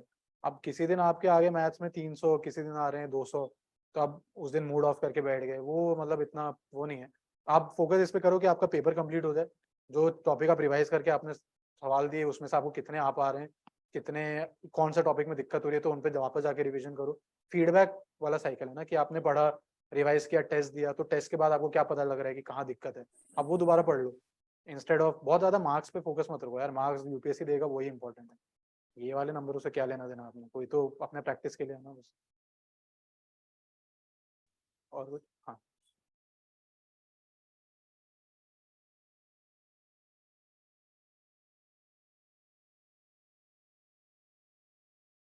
देखो, आंसर राइटिंग में बहुत प्रॉब्लम होती है स्टार्टिंग में। मतलब पहले 15-20 आंसर तो मेरे पास हैं, शायद फोन पे होंगे, जो मैंने शुरू के कुछ आंसर लिखे थे, वो देख के मुझे ही शर्म आ जाती है मैं क्या लिखता था। और ये सबके साथ होता है, मेरे को कोई आके बोल दे एग्जाम में कि मुझे आंसर राइटिंग पहले से आती थी, तो मैं मानूंगा ही नहीं उसको। वो मेरा बिलीफ है, मैं नहीं मान सकता, चाहे वो स्टीफेंस का हो, DU का हो, कहीं का भी। नहीं आती आपको आंसर राइटिंग यूपीएससी की, जब तक आप यहाँ करते नहीं, है ना। एंड कैसे करना चाहिए, लेट से जैसे आप पॉलिटी मॉडर्न हिस्ट्री पढ़ा है, ठीक है, तो आपका वो 1-2 बार रिवीजन हो गया, तब आपको आंसर लिखना स्टार्ट करना चाहिए उनपे, क्योंकि ये ऐसे टॉपिक हैं, जैसे पॉलिटी में तो फिर भी थोड़ा करंट अफेयर आता है, बट मॉडर्न हिस्ट्री है, ज्योग्राफी में कोई करंट अफेयर नहीं है, एकदम स्टैटिक सवाल है। तो ये आंसर आपको लिखने की आदत आप धीरे धीरे बनाओ। जब आप इन टॉपिक्स पे आपकी आंसर राइटिंग सही होने लग जाएगी, और साइड बाय साइड आपका सोसाइटी, इंटरनेशनल रिलेशन, ऐसे टॉपिक खत्म हो जाएंगे जिनमें करंट ज्यादा आता है, फिर आप उन पे आंसर लिखना शुरू करो, क्योंकि तो आपका करंट भी थोड़ा कंसोलिडेटेड होगा। आप बहुत रिमार्क्ड आपको दिखेगा इंप्रूवमेंट आपके आंसर राइटिंग में। आंसर राइटिंग के भी कुछ टिप्स हैं यार, जैसे इंट्रोडक्शन कंक्लूजन आप बना के रखो अपना मेजर टॉपिक्स का। जैसे वाटर स्ट्रेस का टॉपिक है, यूपीएससी हर साल किसी न किसी तरह घुमा के पूछता है, तो मेरा एकदम श्योर शॉर्ट उस पर इंट्रोडक्शन होता था। नीति आयोग का CWMI का रिपोर्ट है कि इंडिया में बहुत तकलीफ है भाई पानी की, वो इंट्रोडक्शन है। कंक्लूजन में गुजरात का भंगरू मॉडल है। अब ये ऊपर का मेरा सैंडविच बना हुआ है, बॉडी वो जो भी पूछेगा नीचे में लिख दूंगा बीच में, समझ रहे हो। तो जैसे ही वाटर स्ट्रेस का सवाल देखा, मेरा दिमाग सोच नहीं रहा है, ये मेरे लिए एकदम फिट बैठ गया। अब जैसे participation of women in freedom struggle है, एकदम स्टैंडर्ड सवाल है, उसके आसपास कुछ भी आया, जहां विमेन और पार्टिसिपेशन दिखा, मुझे कोर थीम में सवाल है, इंट्रोडक्शन कंक्लूजन मेरा सेट है।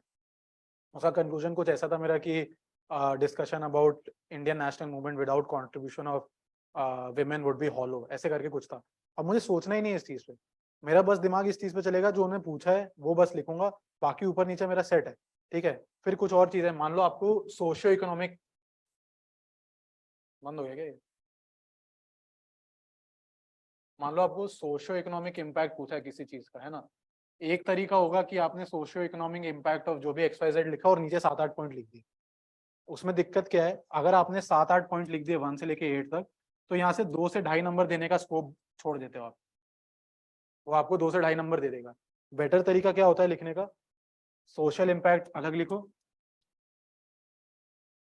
और यहाँ पे 4 पॉइंट 3 पॉइंट लिखो, और फिर इकोनॉमिक इम्पैक्ट अलग लिखो, समझ रहे हो। फिर यहाँ 4 पॉइंट, तो कितना भी गंदा लिखोगे आप इसमें, कुछ तो रेलिवेंट लिखोगे, यहाँ 1.5 नंबर, यहाँ 1.5 नंबर देगा, तो ऑटोमेटिकली 3 नंबर आ जाएंगे, है ना। यूपीएससी की एक और तरीका है, वो सवाल क्या पूछते हैं, पहले कुछ कोट्स में आपको दे देंगे, है ना, कुछ कोट्स में दे देंगे ऐसे ऐसे कुछ लिखा हुआ, और बाद में कुछ रिलेटेड चीज पूछेंगे। यूजुअली लोग क्या करते हैं, बस इतना आंसर करते हैं, इस चीज को छोड़ देते हैं। जो यूपीएससी ने आपको कॉन्टेक्स्ट दिया सवाल को, उसको एड्रेस ही नहीं करते। एटलीस्ट एड्रेस करो उस चीज को, कुछ तो कहीं लिखो कि हाँ जो आप लिख रहे हो सही लिख रहे हो। अब मैं आपको इसका आगे का बताता हूँ। 2 पॉइंट लिखो इस पे, क्या होगा, आधा नंबर 1 नंबर कुछ तो देगा वो। तो भीख, वो जो भीख होती है ना कि किसी से खींच लो उनसे मार्क्स, वो करना है आपको।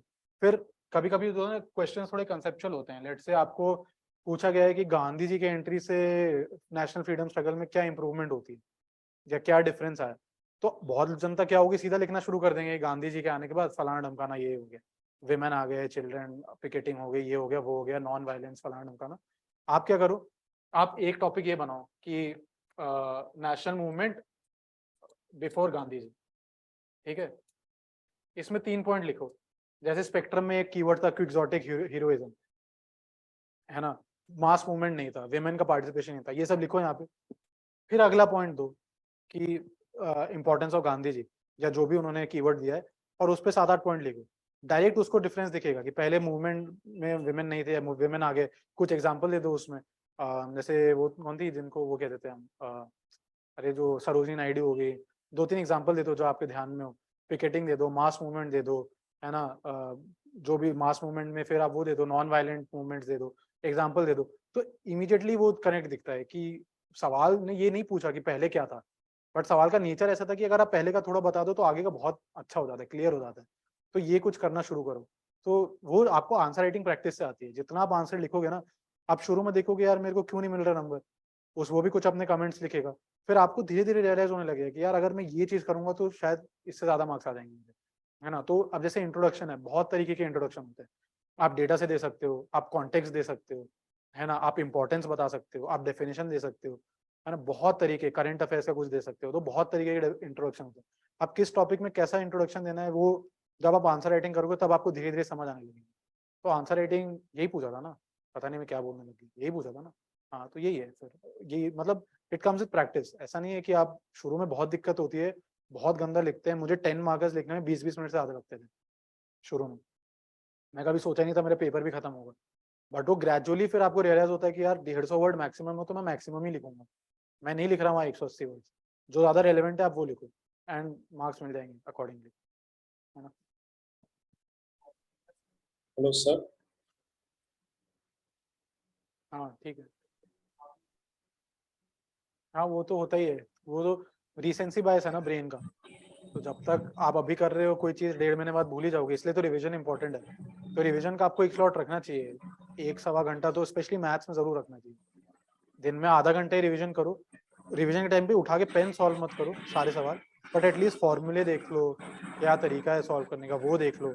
वो एक थोड़ा थोड़ा लिखते रहो ताकि ध्यान में बना रहे। बट मैथ्स में एक चीज का एडवांटेज है, मान लो आपने ओडी कर लिया, तो ओडी आपको बाकी 2-3 सब्जेक्ट में काम आएगा, टॉपिक में, फ्लूइड में आ जाएगा, पीडी में आ जाएगा, कहीं ना कहीं काम आ जाएगा। तो वो आपका साथ साथ रिवीजन ओडी का होता रहेगा। Modern algebra, linear algebra linked है, रियल एनालिसिस, कैलकुलस लिंक्ड है। तो एक का भी टॉपिक का रिवीजन हो गया तो दूसरे का भी काफी हद तक हो जाता है। तो मैथ्स में ये थोड़ा बेनिफिट मिल जाता है आपको तो, लेकिन थोड़ा आपको रेगुलरली करना पड़ेगा। बट ये नॉच ये सबके साथ होता है, मेरे तो मेंस के जस्ट पहले लग रहा था ये। इसलिए वो जो शॉर्ट नोट होते हैं 15-15-20 पेज के, वो बहुत इंपॉर्टेंट होते हैं। जब आपने 3-4-5 बार के रिवीजन के बाद बनाओगे ना, मैंने बनाए थे, मैथोक्रेट ग्रुप पे देख लेना, आप उस हिसाब से अपना भी बना लेना। कनिष्ठ सर ने भी बनाए थे, उनके भी अपलोडेड है। तो एग्जाम के जस्ट पहले जब आप वो एक बार गो थ्रू कर लेते हो ना, तो सब चीज आपके दिमाग में आने लग जाती है। बट होता नहीं, एग्जाम के दिन आपको सब याद आएगा, बट वो रिसेंसी बायस थोड़ा रहता है ब्रेन। जैसे कल मैं देख रहा था, सर ने ओडी के जो बनाए नोट्स वो 350 पेज के, सिर्फ ओडी के। तो मेरे को लगता नहीं उसका ज्यादा कॉम्प्रिहेंसिव कोई बना सकता है ओडी में। अब मैं नहीं कह रहा आप 350 के 350 पूरा कर। अगर कोई एक पैटर्न ऑफ सवाल है, उसके आपने 5 प्रैक्टिस किए और 20 और दे रखे हैं, और 5 में आपको लग रहा है हो गई मेरे से, है ना, और बीच में कुछ इंपॉर्टेंट सवाल अगर सर ही मार्क करके बता दे, बस उतना करो, फिर अगले टॉपिक पे चलेंगे।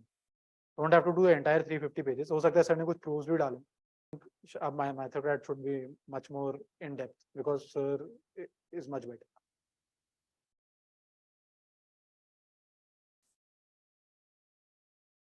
जीएस में पूछ रहा, मैथ्स में? जीएस में आप जैसे लक्ष्मीकांत है, तो अब लक्ष्मीकांत आप पूरा पूरा रिवाइज एंड में नहीं कर सकते ना बैठ के। और लक्ष्मीकांत में बहुत ओपन स्पेस है, तो वहीं मार्क किया, वहीं कुछ कुछ लिख लिया, वहीं पे रिवाइज कर लिया, है ना। मैंने तो अलग से किताबों के नोट्स नहीं बनाए, मैंने सिर्फ स्पेक्ट्रम और मॉडर्न हिस्ट्री के अलग से बनाए थे क्योंकि वो बहुत फैक्चुअल था, तो फैक्ट्स थोड़े याद करने के लिए अलग से बनाए थे। बट किताबों में ही मार्क करके वहीं लिख देता था और वहीं से रिवाइज करता था। वही ना, मल्टीप्लिसिटी क्यों करनी है आपको? अगर आप अलग से नोट्स बना भी लोगे ना, मैं बताता हूँ टेंडेंसी क्या होती है। आप वो पहले पढ़ोगे और आप फिर किताब खोलोगे, क्या पता कुछ छूट गया हो, एक बार देख तो लूँ, तो टाइम तो जाएगा ही आपका। तो किताब में ही थोड़ा-थोड़ा और वहीं पन्ने पलटते रहोगे तो आँख के आगे से चीज़ें जाती रहेंगी। मैं तो यही करता था। अगेन आप अपना स्टाइल फॉलो कर सकते हो, बट आई वुड प्रेफर कि आप किताब में ही बना दो नोट्स। फटाफट देखना होता है ना, आप एक-एक पेज बैठ, अब जैसे प्रेसिडेंट का चैप्टर है, मुझे प्रेसिडेंट के चैप्टर में बहुत अच्छे से पता है कि इलेक्शन कौन लड़ सकता है और कौन नहीं लड़ सकता, तो मैं बैठ के वो नहीं पढ़ूँगा पूरा। मैं वही पढ़ूँगा जहाँ मुझे कन्फ्यूजन है, शायद 142 या 143 आर्टिकल होता था, मुझे उसमें कन्फ्यूजन होती थी, तो मैं सिर्फ उतना पढ़ूँगा, जो मैंने मार्क करा। अब एक चैप्टर में अगर 1000 वर्ड लिखे हैं, आपने सिर्फ 200 वर्ड्स मार्क कर रखे, जो आपको लगता है कि ये मैं बार-बार भूल रहा हूँ और ये इंपॉर्टेंट है, सिर्फ उतना पढ़ो ना। Trust yourself and your preparation enough कि जो चीज़ आपने नहीं मार्क कर रखी है, या तो इंपॉर्टेंट नहीं है, या तो आपको अच्छे से याद है। और ये कब होता है? जब आप 2 बार पूरी 2-3 बार बुक पूरी-पूरी पढ़ो, फिर जब आप 2-3 बार रिवीजन करते हो, तो उसमें इंपॉर्टेंट चीज़ें मार्क करते हो, फिर जब आप टेस्ट देते हो, आप तब जाके देखते हो कि यार अच्छा, मैंने प्रेसिडेंट का इलेक्टोरल वो तो मार्क नहीं किया था, बट मैंने एक क्वेश्चन में गलत कर दिया। तो शायद मैंने पिछले रिवीजन में इसको एक बार देख लेना चाहिए मुझे, समझ रहे हो? फिर अगली बार आप देखोगे वैसे कुछ सवाल आया, आपने सही किया तो ठीक है, मेरा रिवीजन सही चल रहा है इस टॉपिक में, तो वैसे करना है। आपको सारी किताबें तो आप पूरा पढ़ भी नहीं सकते ना पूरा एग्जाम से जस्ट पहले। हज़ार-हज़ार पेजेज़ तो आपको बस पन्ने पलट के देखना होता है, और जो इंपॉर्टेंट चीज़ आपने मार्क करी है, जो आप भूल जाते हो, बस उतना देखना है। यू विल फाइंड अ वे, इतना टफ नहीं है। सुन के टफ लगता है, बहुत डॉन्टिंग लगता है, बट जब आप करने बैठते हो ना, ये बहुत मैकेनिकल चीज़ है, अपने आप हो जाती है। जिम तो मुझे देख के तुम्हें लग ही रहा होगा, मैं जिम में मैं खुद यार, मैं जैसे घर पे था तो कुछ ना कुछ सर्फ कर लेता था यूट्यूब पे, गाने सुन लेता था, वही जो नॉर्मल इंसान करता है, कुछ अलग नहीं। एग्जाम के दिन मेरा ऐसा था कि मुझे आसपास का कोई एक्सटर्नल, क्योंकि देखो एग्जाम में क्या होता है मैं बताता हूँ। आप पहुंचोगे 1 घंटे पहले, है ना? और वहाँ पे लोग, कोई तेज चल रहा है, कोई किताब में लगा हुआ है, एकदम घुसा पड़ा है, पन्ने पलट रहा है, वो सब देख के आपकी भी एंग्जाइटी बढ़ने लगती है। आप जब टेबल में बैठे हो वहाँ, जैसे आप यहाँ बैठे हो ना, वहाँ एग्जाम में आप बैठोगे, एक तो क्लास 1 क्लास 2 के बच्चों के टेबल पे बैठा देते हैं, तो वहाँ पैर नहीं फिट हो रहे, अलग टाइप के प्रॉब्लम है जीवन में। साइड में कोई पैर हिला रहा है, कोई आवाज़ कर रहा है, कोई कुछ कर रहा है, सब नर्वस हैं, दिख रहा है आपको। अब वो नर्वसनेस हटाने के लिए बहुत लोग बातें करते हैं कि यार मैंने ये नहीं पढ़ा, इस बार ये इम्पोर्टेंट था, मेरे को ये सब सुनना ही नहीं। मैंने कहा भाई वो आया किसी ने मेरे से पूछा, मैंने बोला मैं इनकम टैक्स में हूँ, मुझे ज़रूरत नहीं है, चलो, बता दूँगी। तो मैं, उनको थोड़ी पता था मेरा पहले अटेम्प्ट है, मुझे वो नॉइज़ चाहिए ही नहीं अपना। और मैं पहले सोचता था क्लास के बाहर चले जाऊँ शायद, लेकिन बाहर और जनता थी। तो बेटर है अपने ज़ोन में रहो, क्योंकि आपको एग्ज़ाम देना आपके लिए ज़्यादा इम्पोर्टेंट है। बाद की बात तो ख़ैर। और जो सेकंड पेपर था सीसैट का, उसमें आधे से जनता आई भी नहीं थी पेपर देने। पहला पेपर देने के बाद ही। तो आप ऐसे तो आप इमेजिन कर सकते हो कि आस-पास कैसे एस्पिरेंट्स हैं, वो एस्पिरेंट नहीं है, वो बस आए हैं पेपर देने, है ना? तो क्यों उनसे अपना दिमाग खराब करवाना ज़बरदस्ती।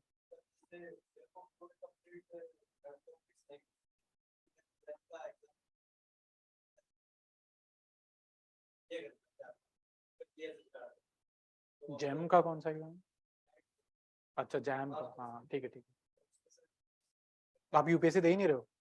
आप यूपी अच्छा, ठीक।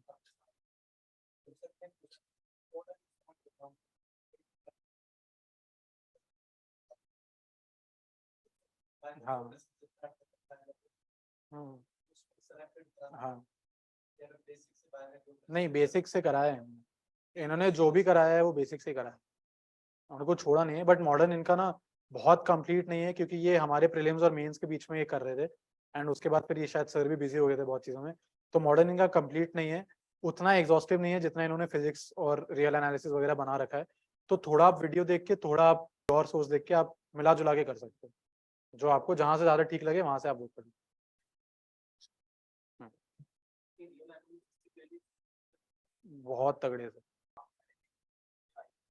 पहले तो मैंने खुद से की थी, तो मुझे डर लग गया था सब्जेक्ट, बहुत रियल एनालिसिस ऐसा सब्जेक्ट है ना कि आपको हर सवाल एक जैसा दिखेगा। आप डिफरेंशिएट नहीं कर पाओगे जब तक आपकी बहुत पकड़ नहीं है ना उस सब्जेक्ट पे, और वो डिफरेंशिएट कैसे करना है वो मैंने सर के वीडियोज़ में सीखा। तो सर ने सब चीज़ें डिटेल में पढ़ाई हैं। मुझे एक्चुअली में समझ आया, क्योंकि उसमें अलग-अलग टाइप की चीज़ें हैं ना, हमारे कॉलेज में वो साइन, डेल्टा, एप्सिलॉन मेथड ये सब हमने नहीं किया था, और कब डेल्टा क्या लेना होता है, ये सब कुछ समझ ही नहीं आ रहा था मेरे को। फिर मैंने सर के वीडियोज़ देखे, कॉन्फिडेंस गेन किया, फिर वो नोट्स देखे, तब मुझे समझ आया। और PYQ सॉल्व किए, तब मुझे समझ आने लगी कि बहुत छोटी छोटी चीजें हैं यार। यूनिफॉर्म कन्वर्जेंस और यूनिफॉर्म कंटिन्यूटी में इतना सा डिफरेंस है कि शायद आप जब एग्जाम में बैठे हो तो आप यूनिफॉर्म कन्वर्जेंस को कंटिन्यूटी पढ़ के पूरा गलत कर दो। तो थोड़ा सतर्क हो, मतलब ये वाला रियल एनालिसिस आपको बहुत कंसंट्रेशन के साथ पढ़ना पड़ेगा। सर का वीडियो देखो, बहुत अच्छा है, मतलब मैंने तो वहीं से, और मैंने सर के वीडियो रियल एनालिसिस के प्री और मेंस के बीच में देखे वैसे, तो बहुत अच्छा है, वहां से कर सकते हो। और सर से अगर पढ़ रहे हो तो फिर तो नथिंग लाइक दैट।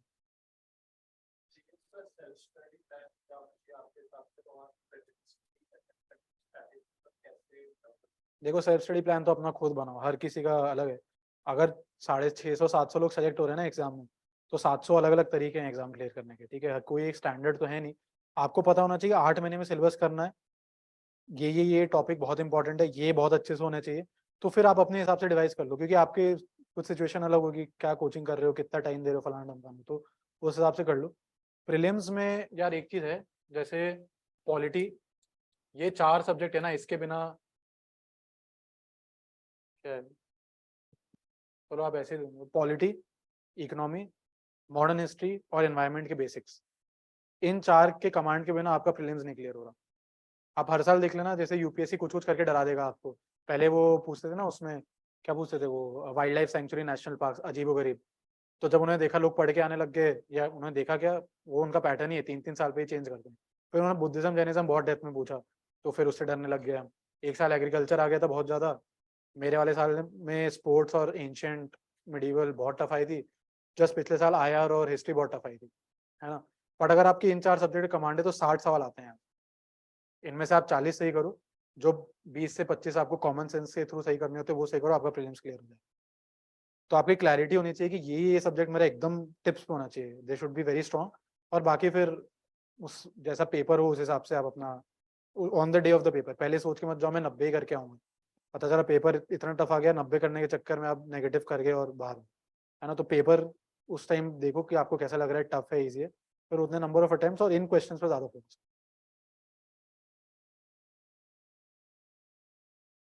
हाँ प्लीज। हाँ, नो इशू। और कोई प्री दे रहा है क्या इसका, प्री दे रहा है तो दे रहा है।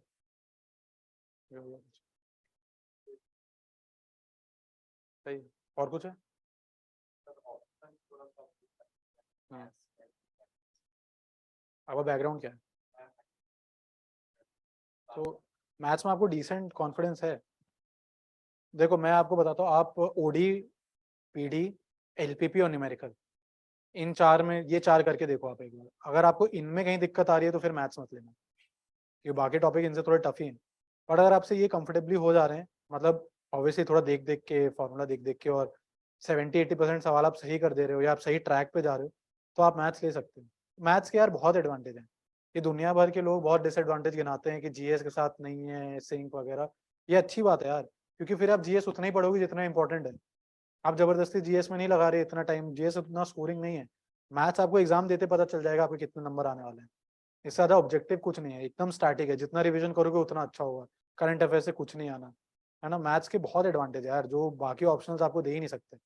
ऑप्शनल के स्कोर कम होते जा रहे हैं साल ब साल, और मैथ्स में अभी भी 280+ आ रहे हैं, आराम से आ रहे हैं, 300+ भी आ रहे हैं। तो अगर आपको कॉन्फिडेंस है मैथ्स में तो you should not think of not taking. ये 4 चीजें करके देखो, कंफर्टेबल हो तो you should go with maths.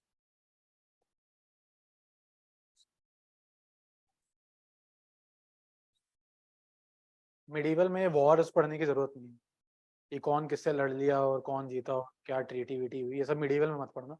Medieval में आप एडमिनिस्ट्रेटिव चेंजेस पढ़ो। जैसे बहुत 2-3 चीजें होती थी यार, क्या था, जैसे किसी कोई रूलर ने कौन सा सिस्टम इम्प्लीमेंट किया, फिर किसने वो हटा दिया, है ना, 2-3 थी यार, अब तो मेरे को याद नहीं है। बट ये चीजें आप पढ़ो कि एडमिनिस्ट्रेटिव चेंजेस क्या कर रहे हैं, यूपीएससी इन पे पूछता है, फिर उनके ऑफिसर्स के क्या नाम होते थे, थोड़ा बहुत वो देख लो। मिडिवल में इन चीज पे ज्यादा फोकस करो, और मिडिवल का जो आर्ट एंड कल्चर है बस उतना। एंशियंट रिलेटिवली आप कंफर्टेबली कर सकते हो। तो एंशियंट में ऐसे भी कोई वॉर तो है नहीं, एंशियंट में एक तो पहले वो सिविलाइजेशन आ जाती है, आईवीसी, उसके बाद जो भी सोसाइटी में चेंजेस होते हैं, आर्ट एंड कल्चर उनका कैसे डेवलप होता है, वो सब देख लो। फिर एंशियंट में बुद्धिज्म जैनिज्म आ जाता है, ये सब देख लो आप एक बार। एंशियंट फिर भी अच्छे से करो, मिडिवल में इतना वॉर और पॉलिटिकल चीजें करने की जरूरत नहीं है। एडमिनिस्ट्रेटिव साइड ऑफ थिंग्स आप, जैसे मनसबदारी कौन लेके आया, है ना, फिर एग्रीकल्चर सिस्टम कुछ कुछ है, वो राजा तोडरमल लेके आया था ना, क्या था वो 10 साल वाला सिस्टम, दहसला या ऐसा कुछ था, याद नहीं आ रहा मुझे। तो ये सब चीजें पढ़ो आप ज्यादा, है ना, कि एडमिनिस्ट्रेटिव क्या क्या चेंजेस थे, ब्रिटिशर्स के आने के बाद क्या चेंज हुए, बस ये पढ़ो। ज्यादा पॉलिटिकल मत पढ़ो कि लड़ लिए, कौन मर गया, किसको मार दिया, कौन कहाँ से आ गया, ये सब ज्यादा इतना इम्पोर्टेंट। मैंने तो न्यू ही पढ़ी थी, मैंने ओल्ड नहीं पढ़ी थी। आप यार ओल्ड न्यू में इतना फंसा मत करो, पतले पतले से बुक हैं, अगर मन करे तो दोनों पढ़ लो, मन नहीं कर रहा तो कोई एक ही पढ़ो, बट इतना ओल्ड नहीं, को जो मिले मार्केट में वो लेके पढ़ लो। न्यू तो पढ़ ही लेना वैसे, क्योंकि न्यू से डायरेक्ट सवाल आते हैं, बट इतना ओल्ड न्यू में इतना क्यों करना है, हमें पढ़ना ही तो है, कोई भी एक पढ़ लो उठा के, इतना लोड नहीं। और कुछ? हम्म, हाँ कीजिए।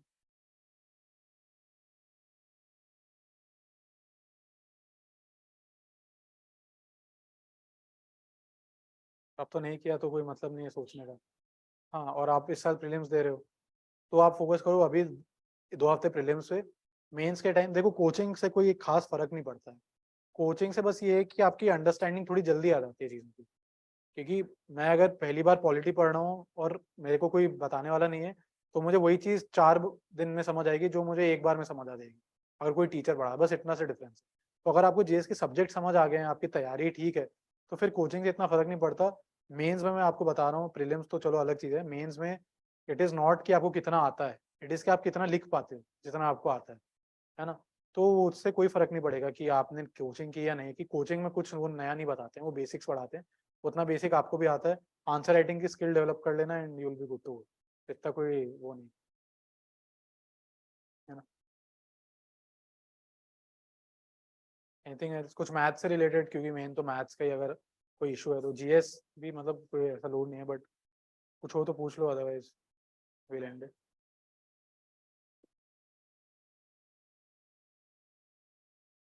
ठीक है।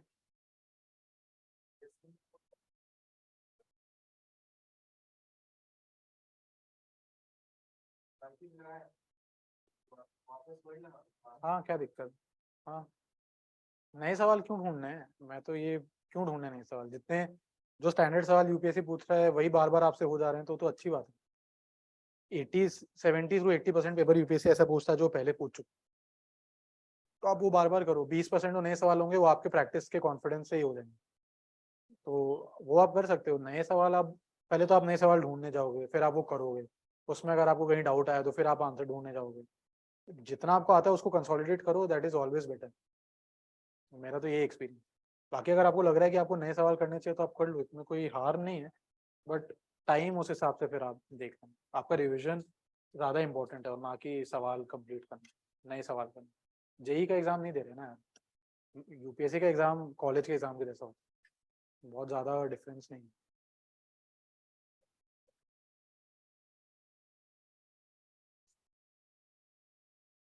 हाँ,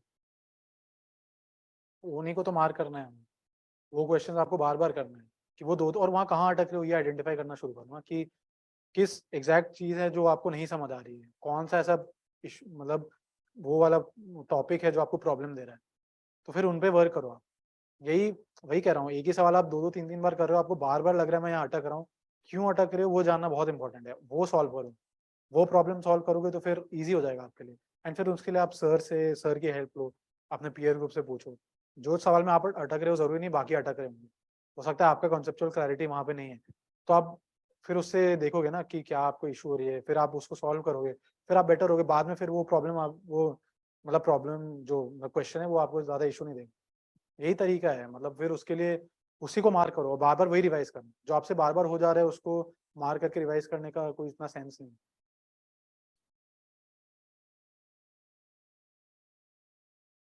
है पेपर वन तो क्या है, जो टॉपिक है पेपर वन में कुछ टॉपिक्स हैं जिसमें आपको थोड़ी कंफ्यूजन हो सकती है, बट वो पेपर वन तो पूरा ही प्रैक्टिस है। हाँ। हम्म,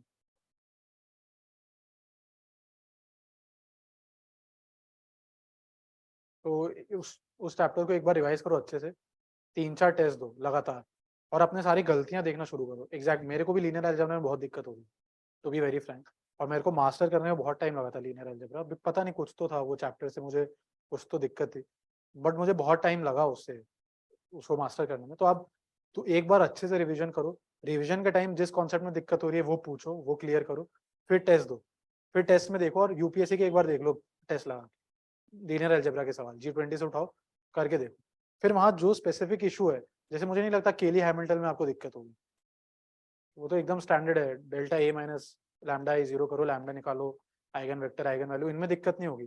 जो जिन टॉपिक में दिक्कत है उनको पकड़ो और फिर उनको दोबारा रेफर करो, फिर मतलब वही है फीडबैक वाला सिस्टम। अब उस पर टाइम देना पड़ेगा, इशू है तो टाइम तो देना पड़ेगा उस पर, बस यही वाली एस्पेक्ट है, कुछ इसमें अलग तो है नहीं बताने लायक। हाँ कर लेना। और कनिष्क कटारिया सर का है नोट्स, वो देख लेना, उन्होंने बहुत डिटेल में दिया हुआ है। बट आपको खुद से वो रटने मत बैठना यार, आपको पता होना चाहिए वो एल्गोरिथम कैसे बना रहे हैं, ताकि आपके पास एग्जाम में आए तो आप बना पाओ। ऐसा नहीं कि रट के चले गए और वहां सोच रहे हो यार तीसरे पे क्या लिखा हुआ था। तो एल्गोरिथम बनाना सीख जाओ, फ्लो चार्ट ईजी है, इतना टफ नहीं है, ईजियर पार्ट है, थोड़ा सा एफर्ट लगता है, बट एक बार लगा लोगे तो बहुत आसान होता है। कनिष्क कटारिया सर के नोट्स देख लेना है।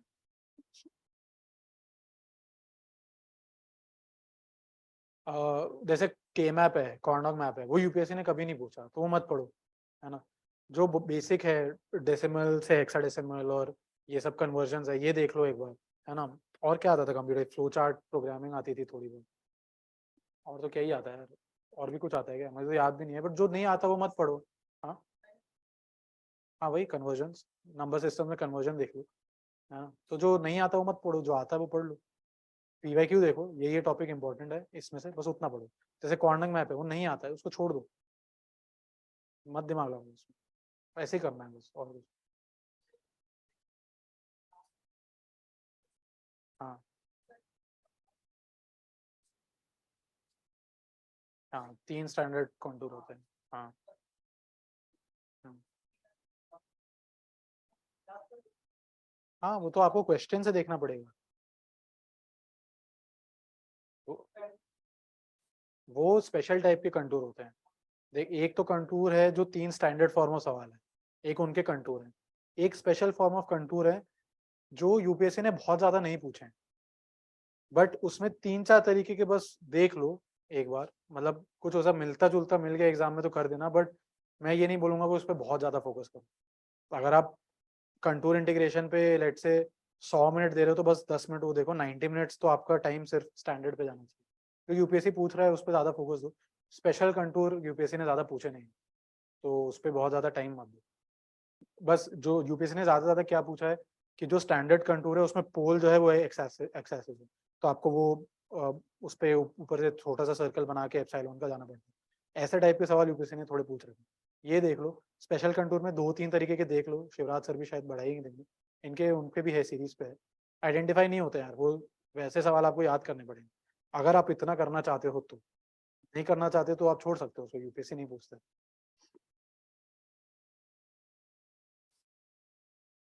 एक एक न्यूज़पेपर, एक मंथली मैगजीन, इनको रिलीजियसली करो यार। 1 ईयर मिनिमम करना चाहिए आपको, मतलब उससे कम तो मत ही करना।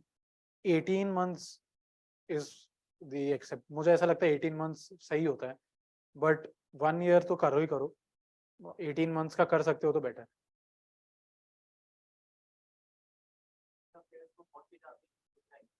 हाँ हाँ हाँ, रिविजन सिर्फ मैंने मैगजीन्स का होता था, है ना, तो वो उसी में मैं नोट कर देता था, उसी से रिवाइज कर। हाँ, मैं क्या करता था, जैसे अगर 15 दिन में मैं 150 पेज का मैगजीन है, तो 15 दिन में 10-10 पेज करके पढ़ लेता था, फिर उसी को एक बार रिवाइज कर देता था। ठीक है, तो ये मैं हर महीने का करता था। लास्ट के 3-4 महीने जो मैंने पुराने उसमें नोट कर रखे हैं, पहले रिवीजन के टाइम पे नोट करता था चीजें, जो वो अगले 15 दिन में ना उसी में नोट करता था, सिर्फ उतना उठा के पढ़ लेता था। तो वो फिर मैं इंश्योर करता था हर 3-3 दिन पे मैं एक महीने का निपटाते जाऊँ। और उस महीने का, जैसे मान लो मैं अभी बैठा हूँ फेब्रवरी का, मुझे नया वाला पढ़ना है और पुराना वाला रिवाइज भी करना है, तो जब मैं पुराना वाला रिवाइज कर रहा हूँ तो नए वाले के कम पेज पढ़ता था, जैसे 7 पेज 8 पेज, और फिर उसको वो पुराना वाला जल्दी जल्दी रिवाइज करने की कोशिश करता था। ये हर 3-3 दिन पे करता था मैं। तो मेरा करंट अफेयर्स का जो एक एक बुकलेट है वो 10-10 बार रिविजन होता है एटलीस्ट।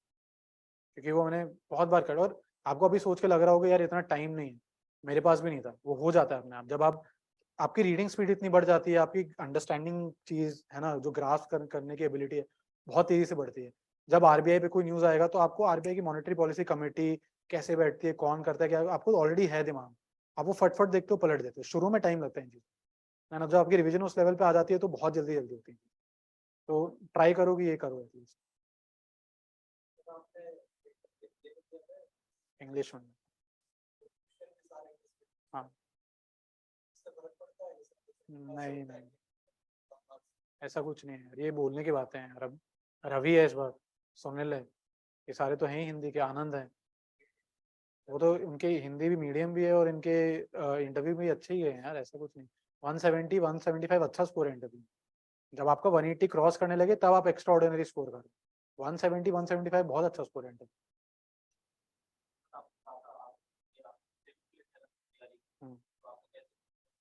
अब यार वो तो चलो, जब इंटरव्यू दोगे तब तुमको समझ आ जाती है कैसे करना है। अभी तो इतना उस पर फोकस करना नहीं चाहिए, मेरा तो ये ऑनेस्ट ओपिनियन है। प्रिपरेशन मेंस की करो।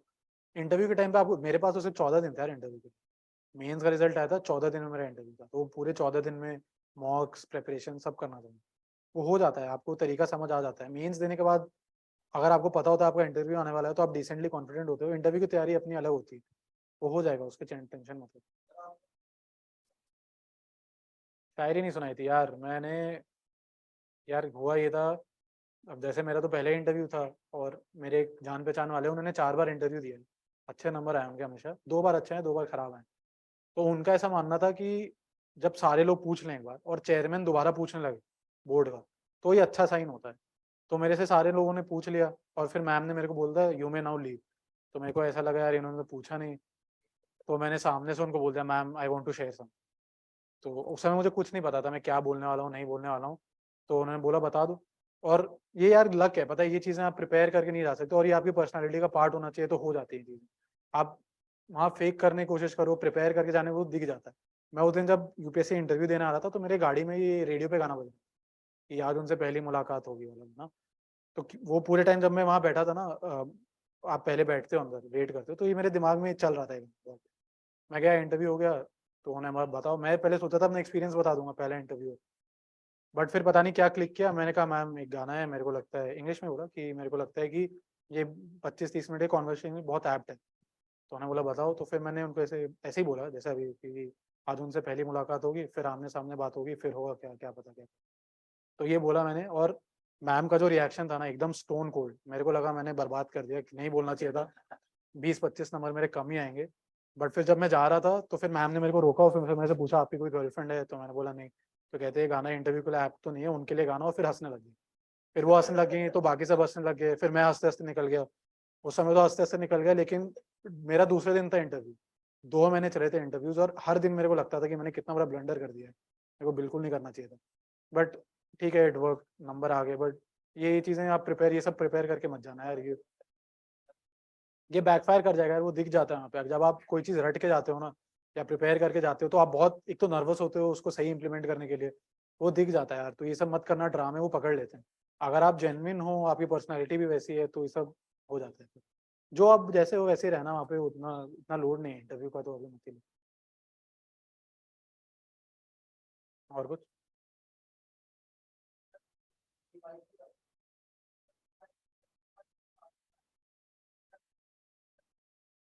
सोल्यूशन, G20 में ही सोल्यूशन के साथ दिए हुए हैं शायद। G20 में सोल्यूशंस दिए हुए हैं, किसी एक में तो दिए हुए हैं यार, G20 में ही दिए हुए हैं। ठीक है, 80% के तो हैं। अब यार, अब हर चीज तो आपको करके कोई नहीं दे सकता ना, स्पून फीडिंग तो नहीं है। 20% सवाल आप खुद करो, अपने दोस्तों से पूछ लो, उनसे करवा लो, सर से डिस्कस कर लो। मतलब ठीक है, हर चीज तो आपको फीड नहीं कर सकते, बट मैक्सिमम सवालों के हैं सब। हाँ, उसमें मैक्सिमम के हैं यार, जितना मुझे ध्यान है मैक्सिमम के सोल्यूशन दिए हैं। मैंने तो वही प्रिंट करा के सॉल्व करता था। मैं अगर दूसरे तरीके से सॉल्व करता था तो वहीं लिख देता। जहां तक मुझे ध्यान है यार। अगर नहीं है तो उन्हें खुद से कर लो ना, क्या दिक्कत है। हाँ, 13 के बाद के हैं ना सारे आंसर। हाँ, तो उतने तो करो। अरे हैं यार, हैं, एक बार देखो तो सही। है शायद।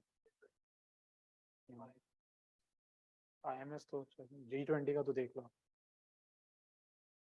हैं शायद उसमें आंसर्स दिए हैं, जितना मुझे याद है।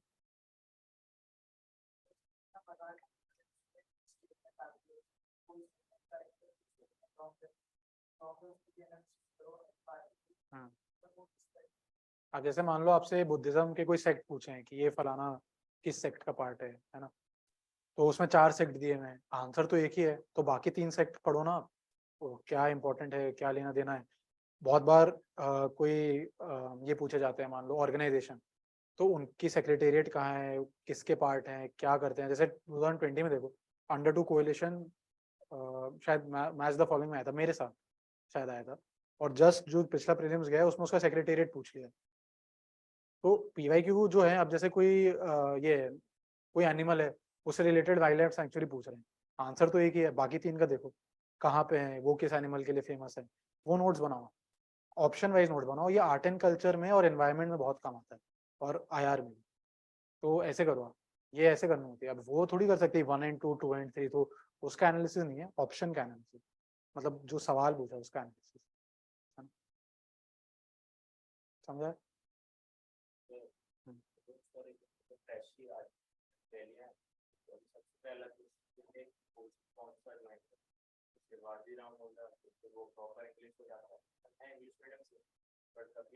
तो क्लासेस में तो यूजुअली टीचर्स हिंदी और इंग्लिश मिक्स करके पढ़ाते हैं मैक्सिमम, उसका इशू नहीं है। जीएस की कोचिंग तो यार मैंने राउस से की थी, तो मैं बाकी का तो मैं कमेंट नहीं कर सकता हूँ, बट राउस मुझे अच्छा लगा था। और मैथ्स के लिए तो मैं मतलब जेन्युइनली बता रहा हूँ, मुझे कोई कुछ पैसे ऐसे नहीं मिले हैं, कुछ नहीं मिला है। मैं आपको एकदम जेन्युइन इंटेंशन से बता रहा हूँ, आप मैथोक्रैट अगर आपको करना है मैथ्स की कोचिंग, तो आप मैथोक्रैट से कर लो। बिकॉज एक तो इनका पढ़ाने का तरीका बहुत अच्छा है, इनकी क्लैरिटी बहुत अच्छी है, मुझे लग रहा है इनका मटेरियल भी बेटर ही होगा, मैंने अभी तक तो देखा नहीं है। और एक जो बहुत अच्छी चीज़ है, जो ये आईआईटी जेईई के कोचिंग में पैटर्न फॉलो होता है, वीकली टेस्ट का और इन चीज़ों का, वो ये करा रहे हैं, जो बाकी कोचिंग में नहीं होती है। तो मेरा ओपिनियन है कि अभी के टाइम पे इनसे अच्छा मैथ्स का टीचर कोई नहीं, और ये टाइम पे सिलेबस भी खत्म करा देंगे, जो बाकी कोचिंग नहीं कराती। तो मैथ्स के लिए तो मैं ये बता सकता हूँ, जीएस मैंने राउस का किया था, मुझे राउस अच्छा लगा था, ऑनलाइन था। हम्म।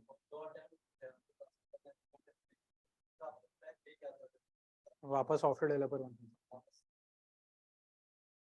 वही छोड़ के आया था, वही तो उधर ही वापस गया।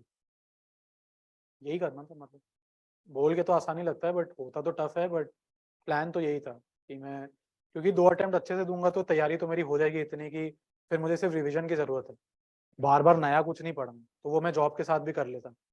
तो फिर मेरा प्लान यही था कि 2 अटेम्प्ट पूरे पूरे यूपीएससी को दूंगा, होता है तो ठीक है, नहीं तो जॉब के साथ।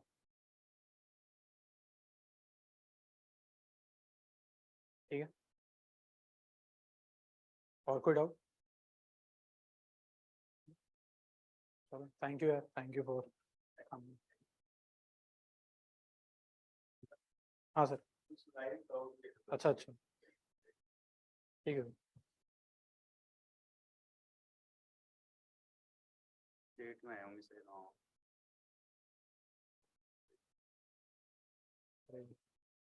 Sorry for that. Strategy for work,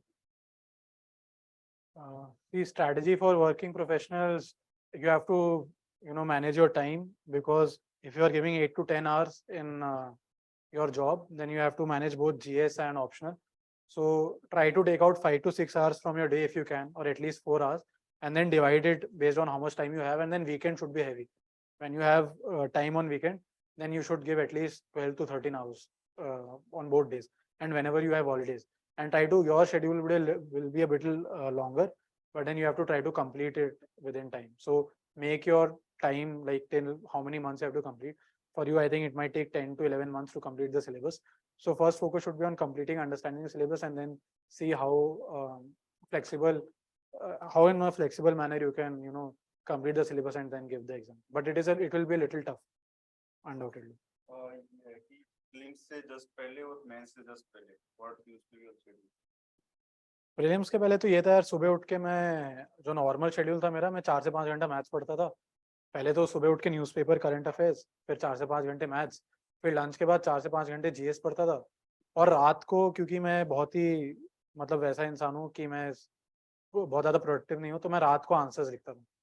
तो रात को 2-3 आंसर लिख के सो जाता था। तो मोस्टली मेरा यही था, सेम प्रीलिम्स के टाइम था वो सेम मेंस के time, nothing much different. Material for make हो मटेरियल तो अगर आप यहाँ से कर रहे हैं तो यहाँ पे करो, बेस्ट है। एक क्लास में जितने बच्चे हो क्लास वाले हो अच्छा attending GS coaching classes during your preparation might happen until March. How do you manage your prelims specific preparation and coaching classes along with math practice? ये तो I think हाँ ये स्ट्राइक का होता है। Sir, can you please ask me as you referred monthly magazine for CA, how were you able to revise those 18 बता दें।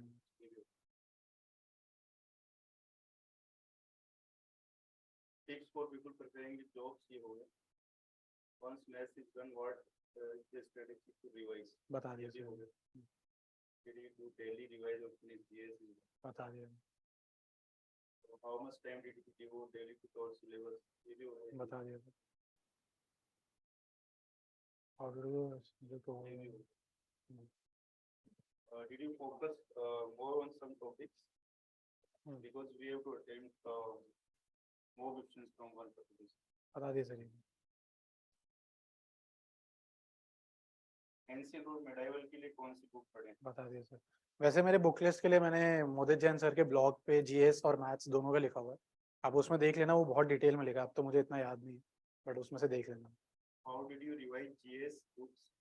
बता दिया sir. In after almost time I will ये तो हो गया. बता दिया। The revision all the steps has to be written like in 12th or we can concise. For maximum questions, if it is not too long, you should show a bit of derivation. But for some standard things, you can avoid also. You will see in your notes and PYQ answers how they are writing. So just try to follow that. Nothing. Do's and don'ts ये तो हो गया. हाँ sir. History you said NCERT ये तो हो गया. New NCERT 6 to 12 history.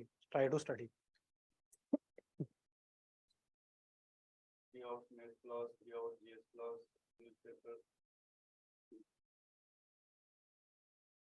Time management वाली चीज. बता दिया। Geography की only 11th and 12th. अगर आप कोचिंग कर रहे हैं तो 11th एंड 12th ज्योग्राफी के लिए सफाइस करें, जीसी लियोंग भी थोड़ा सा पढ़ सकते हैं। Time management का तो हो गया.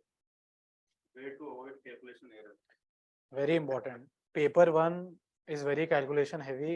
OD, vector analysis, and these topics, even linear algebra, मैं खुद determinant गलत solve करके आया था, तो try to be very calm when you're trying to solve these questions. It comes with good practice.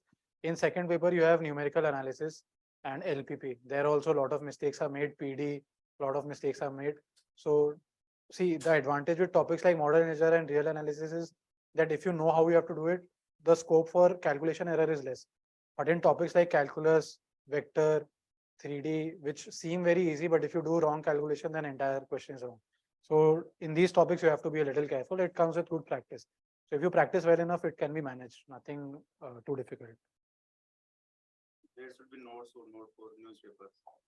मत बनाओ यार, क्या करोगे न्यूज़पेपर के नोट्स बना के, वो मंथली मैगजीन है, उसको रिवाइज कर लेना। कुछ चीजें जो आपको लग रही हैं कि बहुत इंपॉर्टेंट है, जो आप मेंस में यूज कर सकते हो, जैसे मैंने व्हाट्सएप पे एक अलग ग्रुप बनाया था, तो वो व्हाट्सएप ग्रुप पे सिर्फ मैं था, तो जो मुझे पेपर पे जो इंपॉर्टेंट चीज लगती थी, जो सिर्फ मेंस के इंट्रोडक्शन कंक्लूजन में यूज हो सकता था, वो अंडरलाइन करके फोटो खींच के उस पर रख लेता था मैं, और टॉपिक लिख देता था कि ये इस टॉपिक में यूज हो सकता है, तो फिर उसको मैंने एग्जाम के पहले बस रिवाइज किया था। But don't make religiously notes for the coaching, people are doing it ना, भाई ट्रस्ट देम। आप उससे कितना ही अच्छा बना लोगे, हो सकता है 10%, बट क्या वो उतना मैटर करेगा प्रीलिम्स के लिए? तो don't waste that much energy in making notes out of newspaper. Thank you. Thank you.